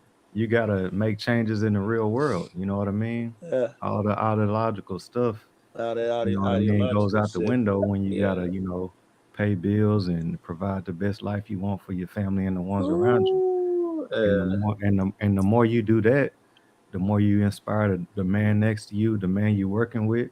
You know, all you gotta do is be the best version of who you are, and It's hard to do, I though. don't have to, I don't. It's it can be hard. It can be very Fucking heck, hard. every day. Don't we have to be more Because though? like I said, I've dealt with a lot of stuff where I'm not perfect. Like I said, I was an alcoholic before. That's something I didn't have to deal with that until later in life when I Yeah. was arrogant and I thought I had it all figured out and I'm making money and can't nobody tell me shit. You know what I'm saying? Who was Yeah. somebody I got it all figured out, but they humbled me. You know what I mean? I had to deal with that too. Everybody's got something that they got to deal with, and the more we focus on that, the little shit that everybody else is, everybody, all the little stuff that we messing up on, the more we focus on that, everybody on this panel right now, everybody knows it's something that we need to work on. Need to be If doing. we Yeah. work on that tonight and come back tomorrow and don't have that problem, the whole world would change. You know what I mean? The But world's not going to change, bro, if you don't mind, with all due respect, but I don't think the world's going to change until we all start doing what we need to do to fix this no, that's what world. I'm saying. That's exactly what Because he just said. taking Damn That's what I care, said. verbatim. just It taking care changes of our with you. children, just taking care of our children and making sure they got something to eat and making sure they got a house. That's all everybody's doing. And I'm not saying I'm righteous because I've done it. I've been there. I've been in that frame of mind. But at this point, we are in such a state. I don't want to say we. Lou. The world is in such a state that we have to do more. And I'm not talking about what Jack's talking about. I'm talking about something completely different. Jack's talking about something that's like butterflies and rainbows, right? Unicorn farts. I'm talking about real stuff, the shit that Paul's talking about. The slave tax that we pay without question. We just don't even question it. Well, if I don't pay it, I pay my fair share. Hey, Lou. Right? Lou, Moving property. They get a tax refund. Most hold people, on. Even worse than the taxes is the entire money system. People know. So why are you taking fiat from the government to live every month? In what way, Jack? Because you haven't changed the world yet. You've accepted it the way that it is. So we have to change the world for you to live the principles you speak. Great ethic. Hey, Paul, I'm inviting everyone to join my efforts to end slavery. We don't want to end it by paying into it and be. I know you don't want to do anything except complain and compare. Jack, I'm sorry, but I like Paul, but Paul gets emotional, man. That's the only thing. He talks a lot of good stuff. Nah, he thinks he's God and thinks he knows everything, dude. He thinks he's fucking everything. You got to be able to have a logical conversation, use your words and not your emotions to get your point across. I agree. And the first part of that is not jumping on each other's sentences when they're talking, right? That's gonna happen, right? That's my knock on Paul. He's gonna cut you off after one fucking sentence. You're not really communicating when you do that shit. That's the problem. And this is the pattern of the insecure ego wanting to react to every disagreement it can find. And in Paul's case, the ego's got to lunge forward, and he brags about how he sucks all the energy out of the room because he comes in and dominates, doesn't show any regard or care for the time being shared by others. So that's in my views, it's obvious selfishness. Selfishness is a sign of insecurity. That means there's a lack within. We don't need to let him suck all the positivity out of the room, though. And I think by continuing to shit talk, we're just... Well, here's what I know. Here's what I know is that a better world is, it's waiting to be chosen. It's waiting to be created. The better world is found beyond our limits, which is our excuses, our blame. You know, yeah. I used to do this myself back in my drinking days. My entertainment was me and the fellows that get around, they get together, there'd be the game on in the background or whatever. Yeah. And we'd sit around gossiping and, you know, remembering, talking about memories instead of fucking do anything to remember. Right. We're slaves to that limiting condition only when we choose to participate in the looping condition. And literally we don't want to project any limiting belief systems, man.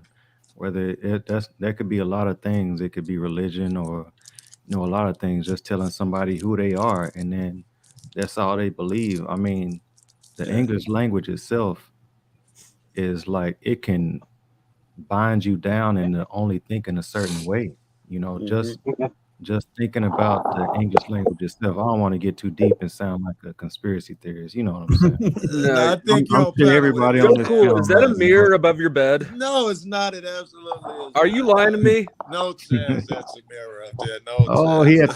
he had the $50 I think he's got a hotel. full body mirror on the ceiling above his bed.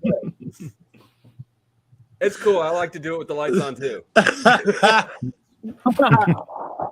the fuck, Joe? Everyone's got their thing. If you got to turn the lights right, off, it means you're doing it with the wrong people. Everyone's got their thing. We can all actually, I having arguments and disagreements for entertainment. And I see a future where the news is just not a bunch of gossiping about problems. Yeah. I see a future where we start sharing intentionally the wisdom we've each learned from our experience, what we believe to be helpful with each other. And because we are at a time, this right now, you know, as we've spent the day online, many of us, the world is continuing and there are agendas being implemented to which will, if executed properly, will reduce our freedoms of speech and movement and et cetera, et cetera. So we are the solution when we start discussing solutions and bringing forth solutions. But check this out. Here's where we get hung up at, right? Everybody thinks there's one way to do a thing. Is how many of sixes up in here? If we get together and discuss a problem, if the way you address that problem is different from me, like let's say it's a police, I want to do cop watching, you want to make phone calls, the other guy wants to go through the legal system. There are many ways to achieve the same goal. Let's focus more on our goal and let's not be so stringent upon the ways it's accomplished. Amen. What would help us all, I believe, is if we start finding unity in goals, trying to help work together towards common good. Jordan not just Peterson would agree with you. He's a fan of that. Is he? Yeah, that's surprising. I don't know. He believes that unity shit as well, and he says the same shit that problem is you get motherfuckers together and everybody argues about nonsense, like the brother up there was saying.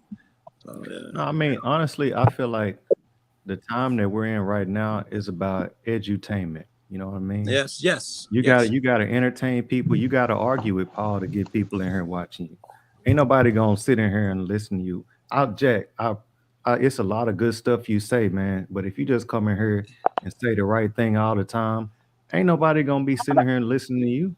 You know what I'm saying? You got to bring a Paul on to disagree with you and argue with. Let's just be honest, man. I gotta disagree. That's the time that we live in. Let somebody else go, bro. I would love to know what they think That's about the time that we live in, and that's okay though. You know, I'm not saying it's the right thing, and in a perfect world, that's what we should want. That's not what we about the should rest want. of you cats? You agree that you need to bring a nigga like Paul and hit to stir shit up? Oh, actually, he said argue. I was paraphrasing. I actually do disagree. There, to some extent, there is value to entertainment. People learn best while they're being entertained. Yeah. Now, here's what may not be clear though about me is I would happily walk away from YouTube tomorrow if real world doors started opening. But I came on YouTube because, like I said, It's a stepping stone. Well, I'm fine with it, Jack. I am totally fine with that too. as they say, the prophet's not welcome in his hometown. I've been rejected in my hometown. I am a stranger in this town where I've lived for over 27 years. Yeah. So I came online believing there in this time there are a lot of people who care about the truth and spirituality and a better world. I came on to build a community for the purposes of coordinating and taking real life action towards ending wars and creating a better, more peaceful world for the future. Hey, Jack, if I can stab you a little bit, if you came on here to talk about it, you're achieving that. If you came on here to do something about it, I don't know. I'm not knocking you because the spark, the brush fire that your conversation starts can hit anyone and change it in any positive fashion, right? You inspire me every fucking day. So it works that way. But if you're saying you come on here to do solutions with motherfucker, we do none of that here. All we do is argue with a motherfucker, talk about how to. Why does that happen to him? His connection, man. It's just like every 5 minutes, like clockwork. It just like throws you for a second. Yeah. I want to welcome Margo. Hey, Margo. Hi, Jack. Margo, Margo loves Jack in the chat. Really, you? It's me. Oh no, no, that's not me. Okay. So. No, it's not me. That's not me. Fake. Jack, Margo. I have a question for you. I'm checking some things that I've heard. When was the last time you attended a city council meeting? Oh, it's been quite a while, to be honest. Why not? Well, many factors have been involved in the choices that I make day to day.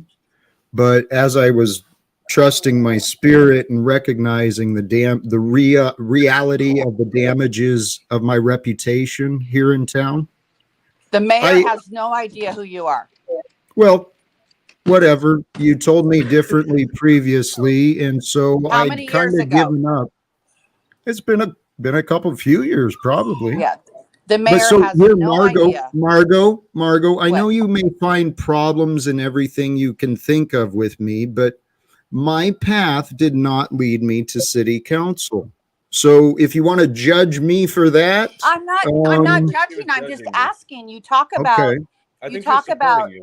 leaving YouTube and I'm wondering, I was a part of neighborhood council and city council and was able to get quite a bit accomplished in my tenure. Like the type. We need you in Chicago because our city council is crooked as fuck. In fact, last meeting I went to, they ran all the names. The police ran the names of everybody, and they got caught doing it. Ended up in the Sun Times. So, city council meetings are gang meetings in my fucking city. Okay, well, we have I don't live there anymore, but I do have property there. There's a massive homeless problem and drug problem in Spokane. I'm just seeing a lot of things locally that you could do off of YouTube. Are you considering that? Margo. Or Yep. Are you considering that then? Yep. We can't consider. We don't consider shit. We do. Tell me what. Right, Joe. Yeah, I know. Everyone wants to paint the picture that Jack's not doing anything. Oh my ass. Yes, Margo.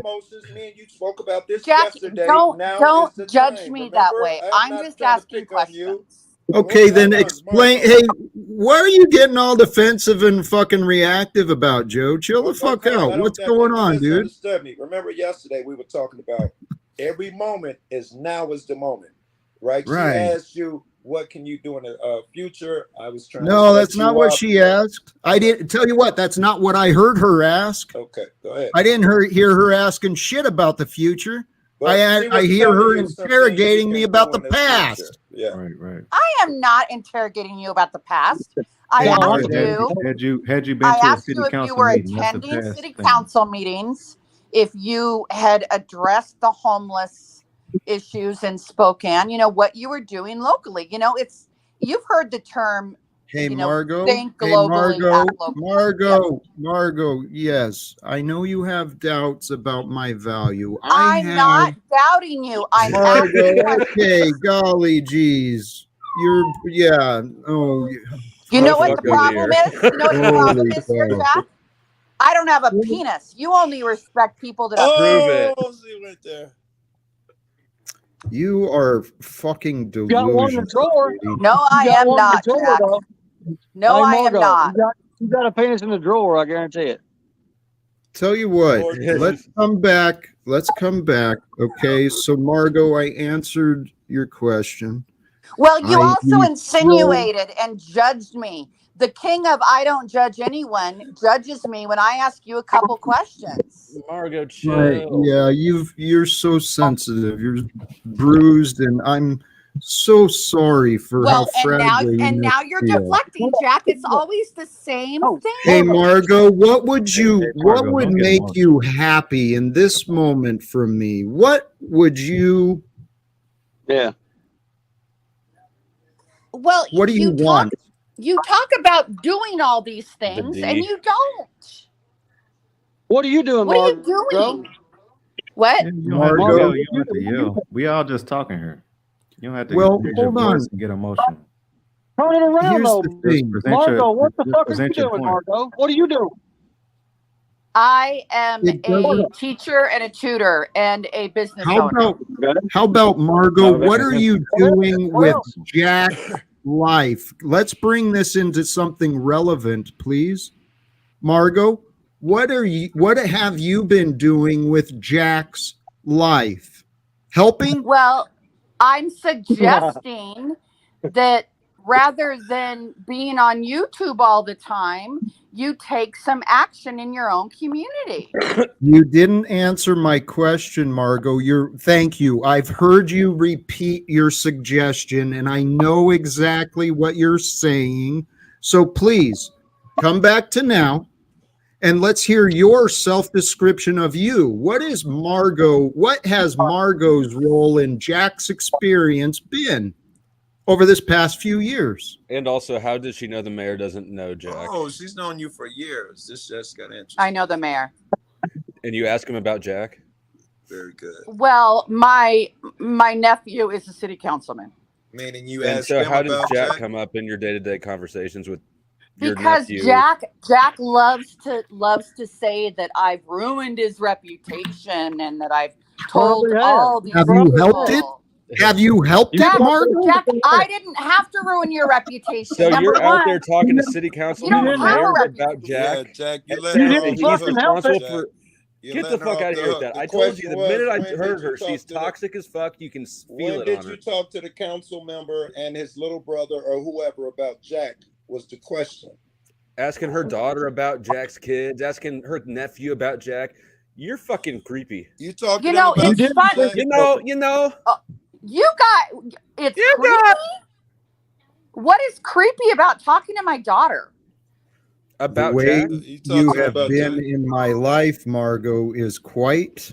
Jack. The issue is, Thank you. All right, Margo. Hey, I can't lie, man. It's like this. Margo she was emotional and stuff, but like I've been saying about everybody here, I don't know Jack, I don't know Joe, Flow State, Zero Fucks. Everybody here, I'm basing it on what you're saying right now, right? Good. And I can hear the truth in what you're saying, and I can hear the BS you're saying. I don't know all the other BS that y'all been talking on streams and all this other shit for years. I'm not privy to all of that. You know what I'm saying? But something that she said kind of triggered me to say is like, it's about like what you're doing, right? And everybody has a sphere of influence, right? The most thing that we influence is ourselves. Agreed. That's the number one thing that we can change is ourselves, right? Yeah. Then if you have kids and a wife, you can influence them, right? Yep. And then you can, and then after that, you can influence your community around you, your social group that's immediately around you. And then you can go out and influence your city, state, I've heard that said and so before, on and just so like you forth. said it, bro. Please let me bring this. Go ahead, Hey, Jack. I don't know I don't know who Jack is. Hey, who State is. I don't know who anybody is. Jack's the host. Hubb, Please. Jack's the host, so when he's talking, we got to be quiet. Here, please. I want you to. You're right, J Hub. This is amazing. You don't know. I appreciate the energies many of you are bringing. Right, the discernment, the questioning.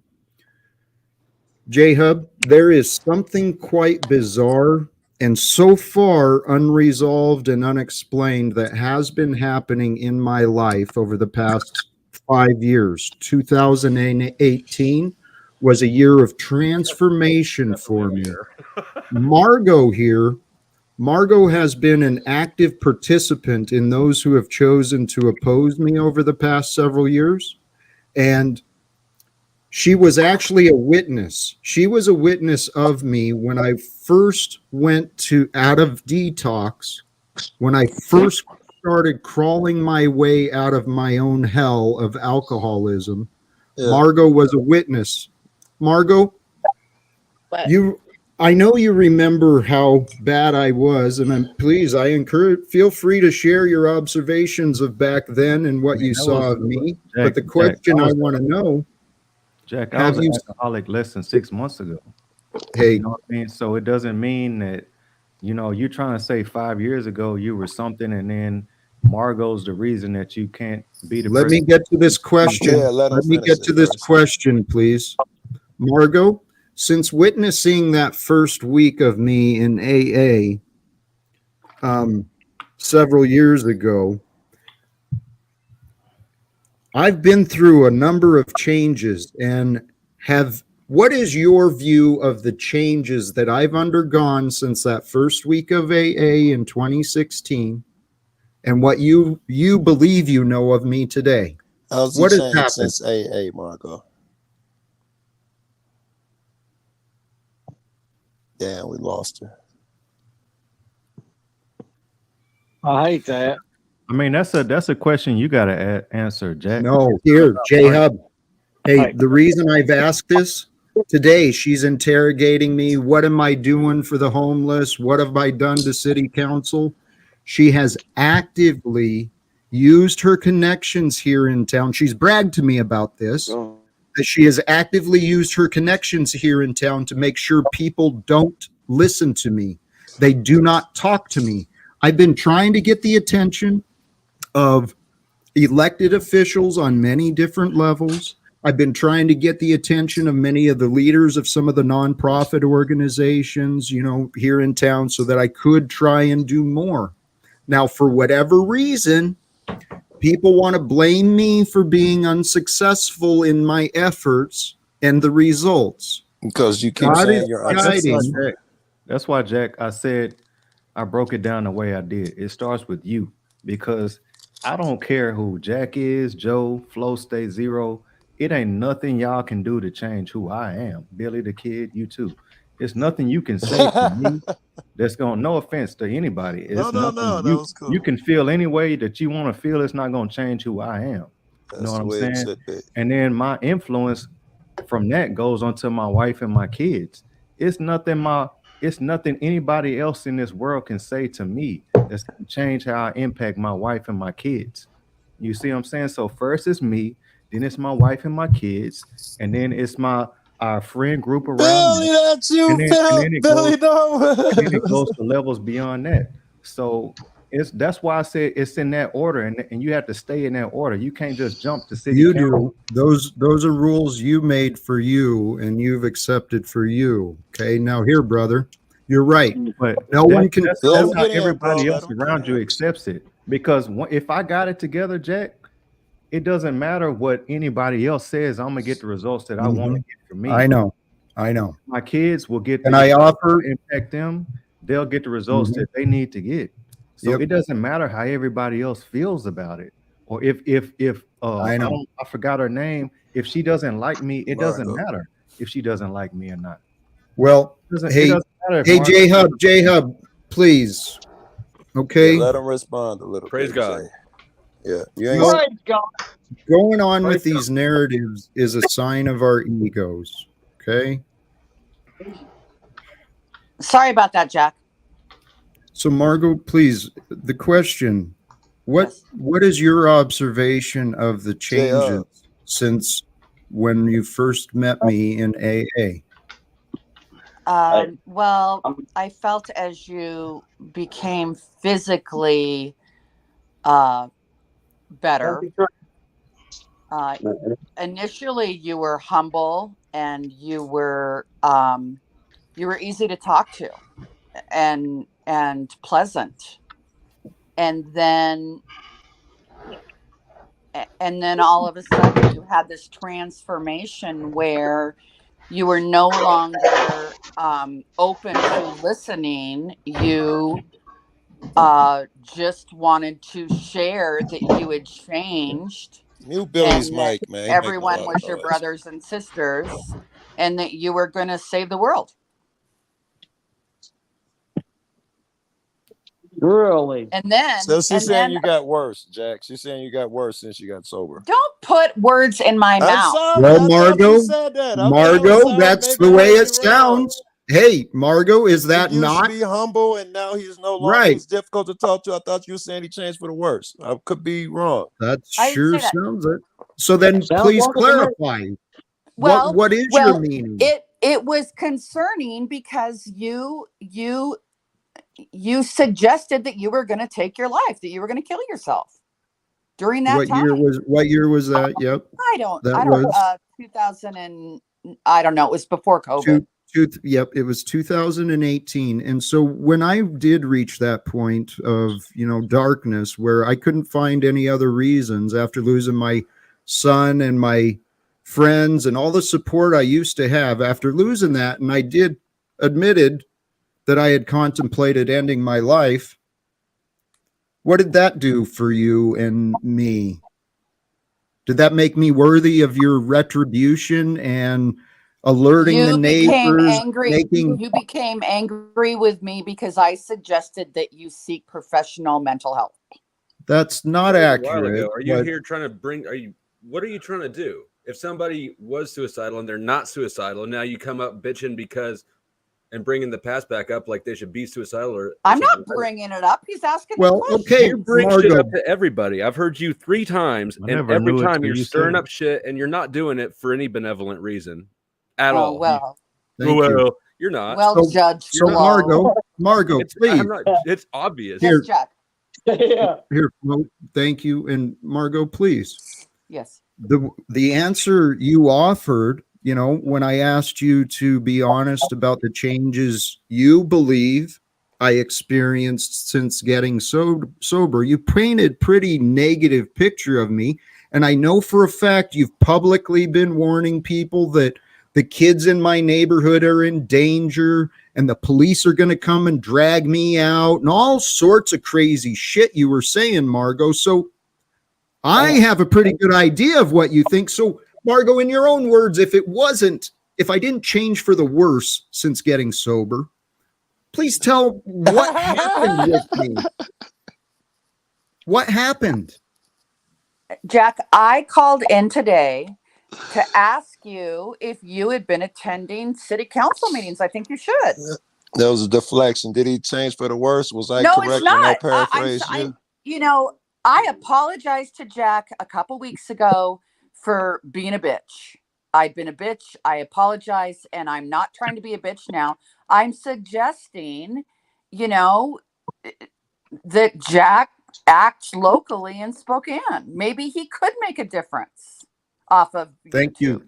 Hey, Margo, I'm confident that I could make a difference. Now, what I've admittedly had problems with is getting the attention of others because it's been real easy to disrespect a man like me who's been asking for help for a long time. But if you still have connections, Margo, maybe you can open up a door of communication. So maybe I can bring some ideas to light. If I can. Well, that's what I mean. Go to the city council meetings. They're do open. it myself. Do it myself and still overcome what you have done. But I'll face it on my own and do everything myself. Go okay, to Margo. the city council meeting. Prove me wrong then, if you think I did something to you. Hey, Jack.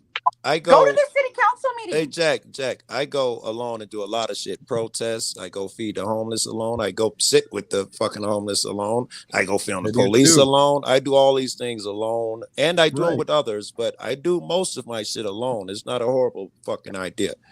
Right.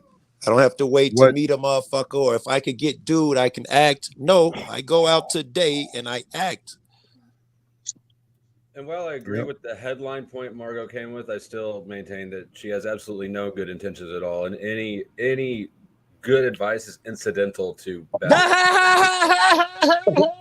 Based on, hey guys. Based on, I mean, I can't Jack prove that, it. Suggesting that Jack go to his local city council meeting is bad advice. What happened to you to make you the way you are?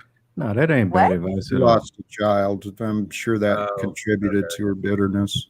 No, I am not bitter at all. Well, Margo, the facts here, Margo and guys, thank you.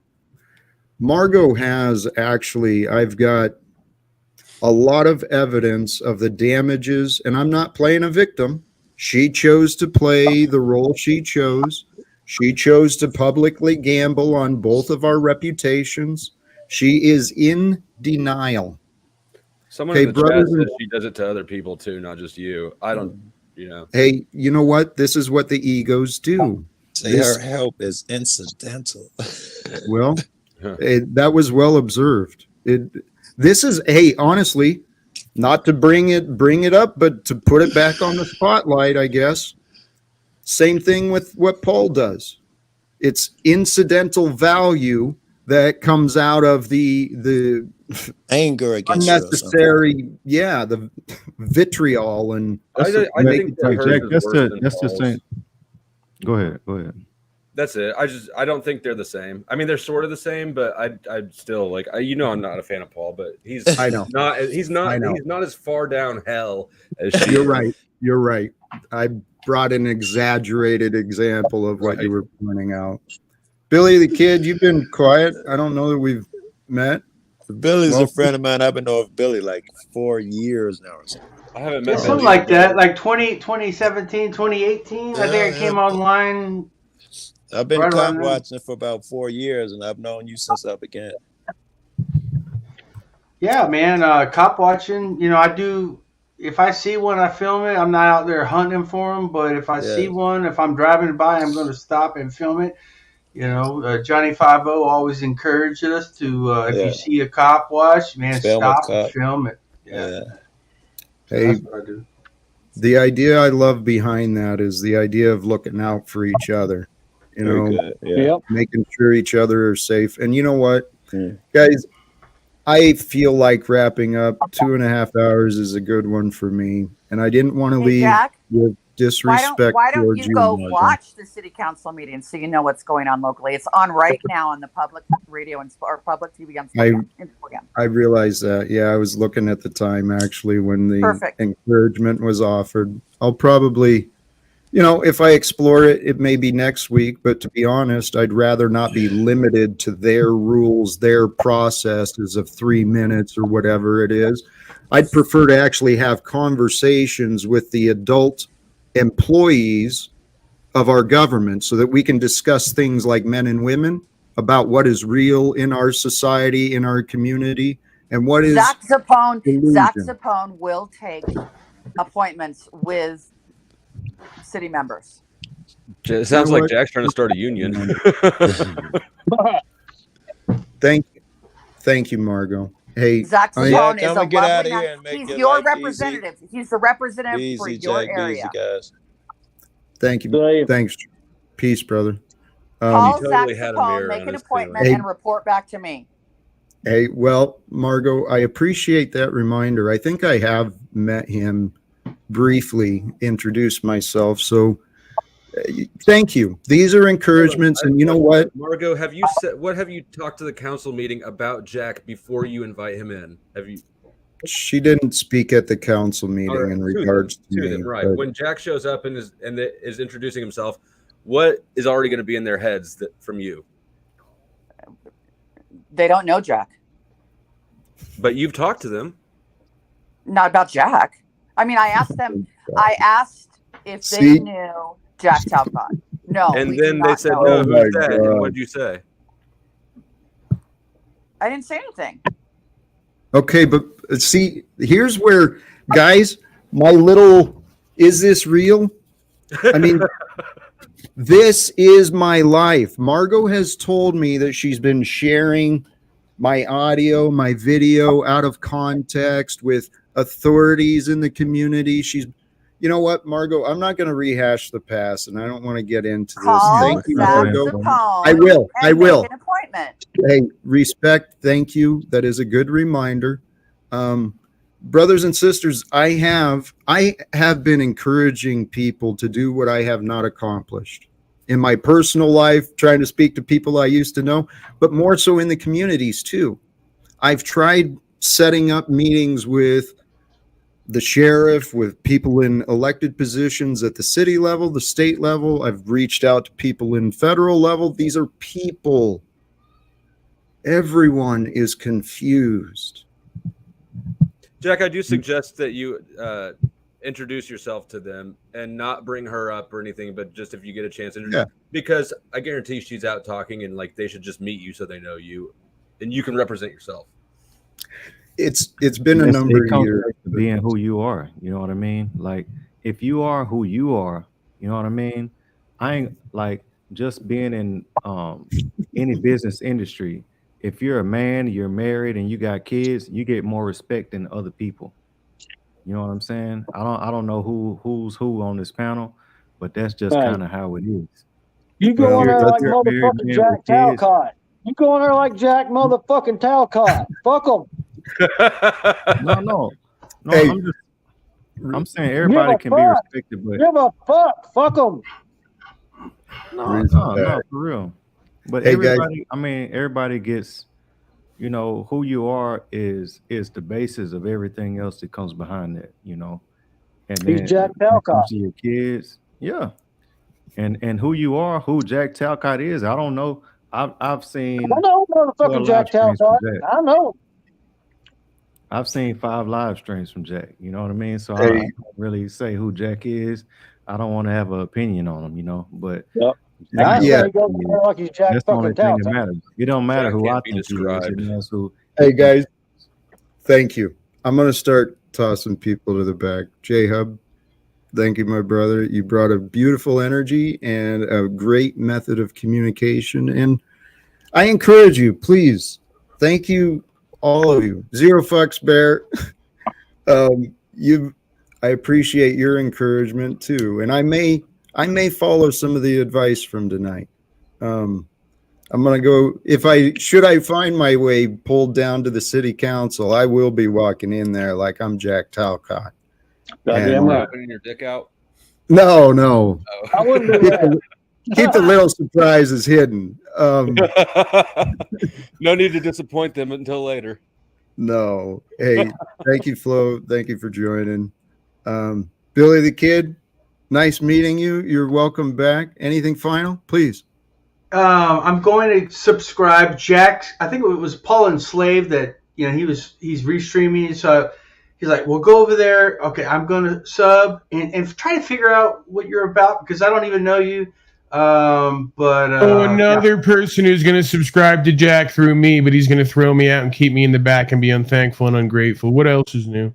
So you can thank me later for telling you to start the broadcast and bringing you viewers and subscribers, but offering you nothing at the same time.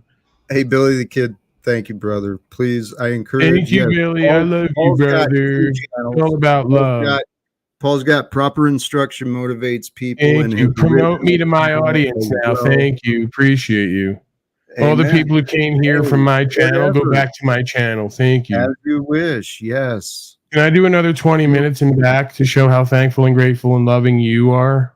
Would you like to? We could. Yeah, I think it's really good to show your character.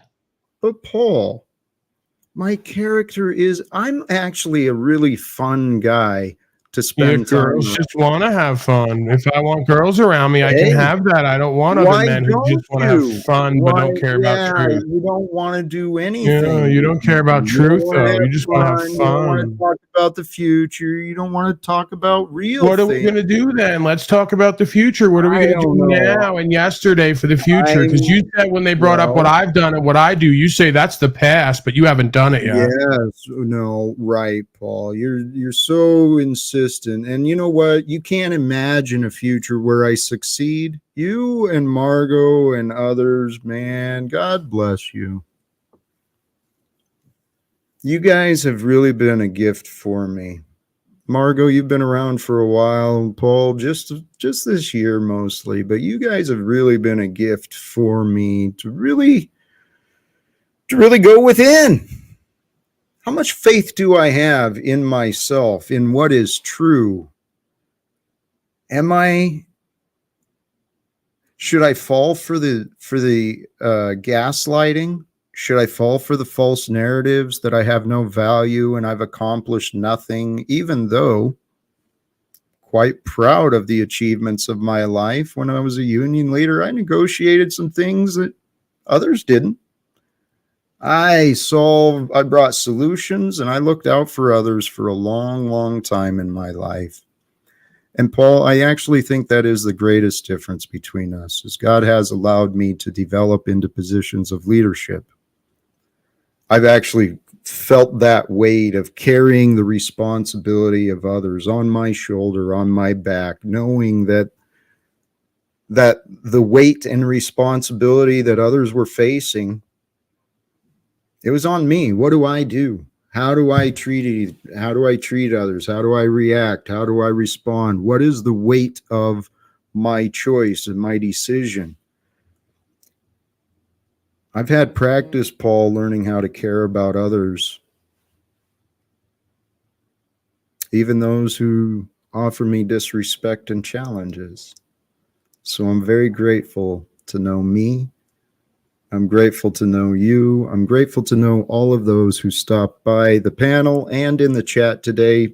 Brothers and sisters in the chat, didn't mean to ignore. I do the best that I can, or at least the best that I want to do, I believe.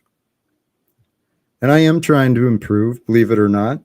I know that I strive just to be better than yesterday, because brothers and sisters, if all of us learn how to transform, transmute all of that power from the past, all that life energy and time and attention that has been sacrificed over the years. We've sacrificed our time and attention learning, memorizing, understanding different things. So now comes the moral question of why. Why do you know what you know? What makes you different and unique for the others? And today, right now, each of us gets the choice to decide, do I want to continue carrying the past patterns? Do I want to continue carrying the past development of myself? Or do I want to push myself into greater directions, greater commitments of health, greater commitments of self-discipline? And I'm telling you, brothers, if you want to increase the joy in your life, number one, find a purpose. Find a purpose for the time in your day that provides value to the world. If you put value out in the world in service, in contribution, in energy and attention, if you put energy out into the world, you find more value in your memories, in your state of being, in what you remember yourself doing. And if you can live today for a greater version of yourself, learning what you can learn, growing into the better version of you, and then life becomes an adventure. And it really is. There's the ancient mystics, the people who studied philosophy and spirituality, they knew the power of transformation. In chemistry, it's alchemy, right? To alchemize our experience into a greater existence and a greater purpose for all others. The universe and the cosmos have formed us. Our parents, our society, our memories, our beliefs have formed us into the characters we present to the world each day. And each day we get the choice. Transform the old into something new. Discover what you can become, discover, learn, innovate, inspire. What can you transform within you to create more light, more love, more joy into this world? Our world could use it, I think. More purpose, more direction, more joy. And it starts with humility. Praise God, brothers and sisters. Praise the God, the Almighty, the Most High, the one true creator of time. And praise God that today was revealed for us. And we shared some time together, brothers and sisters. I'm going to wrap it up, continue my day. God bless you all. Thank you again. And please do the subscribe notification and stay tuned for the future. We'll see where this evolves. Peace for everyone and live without fear.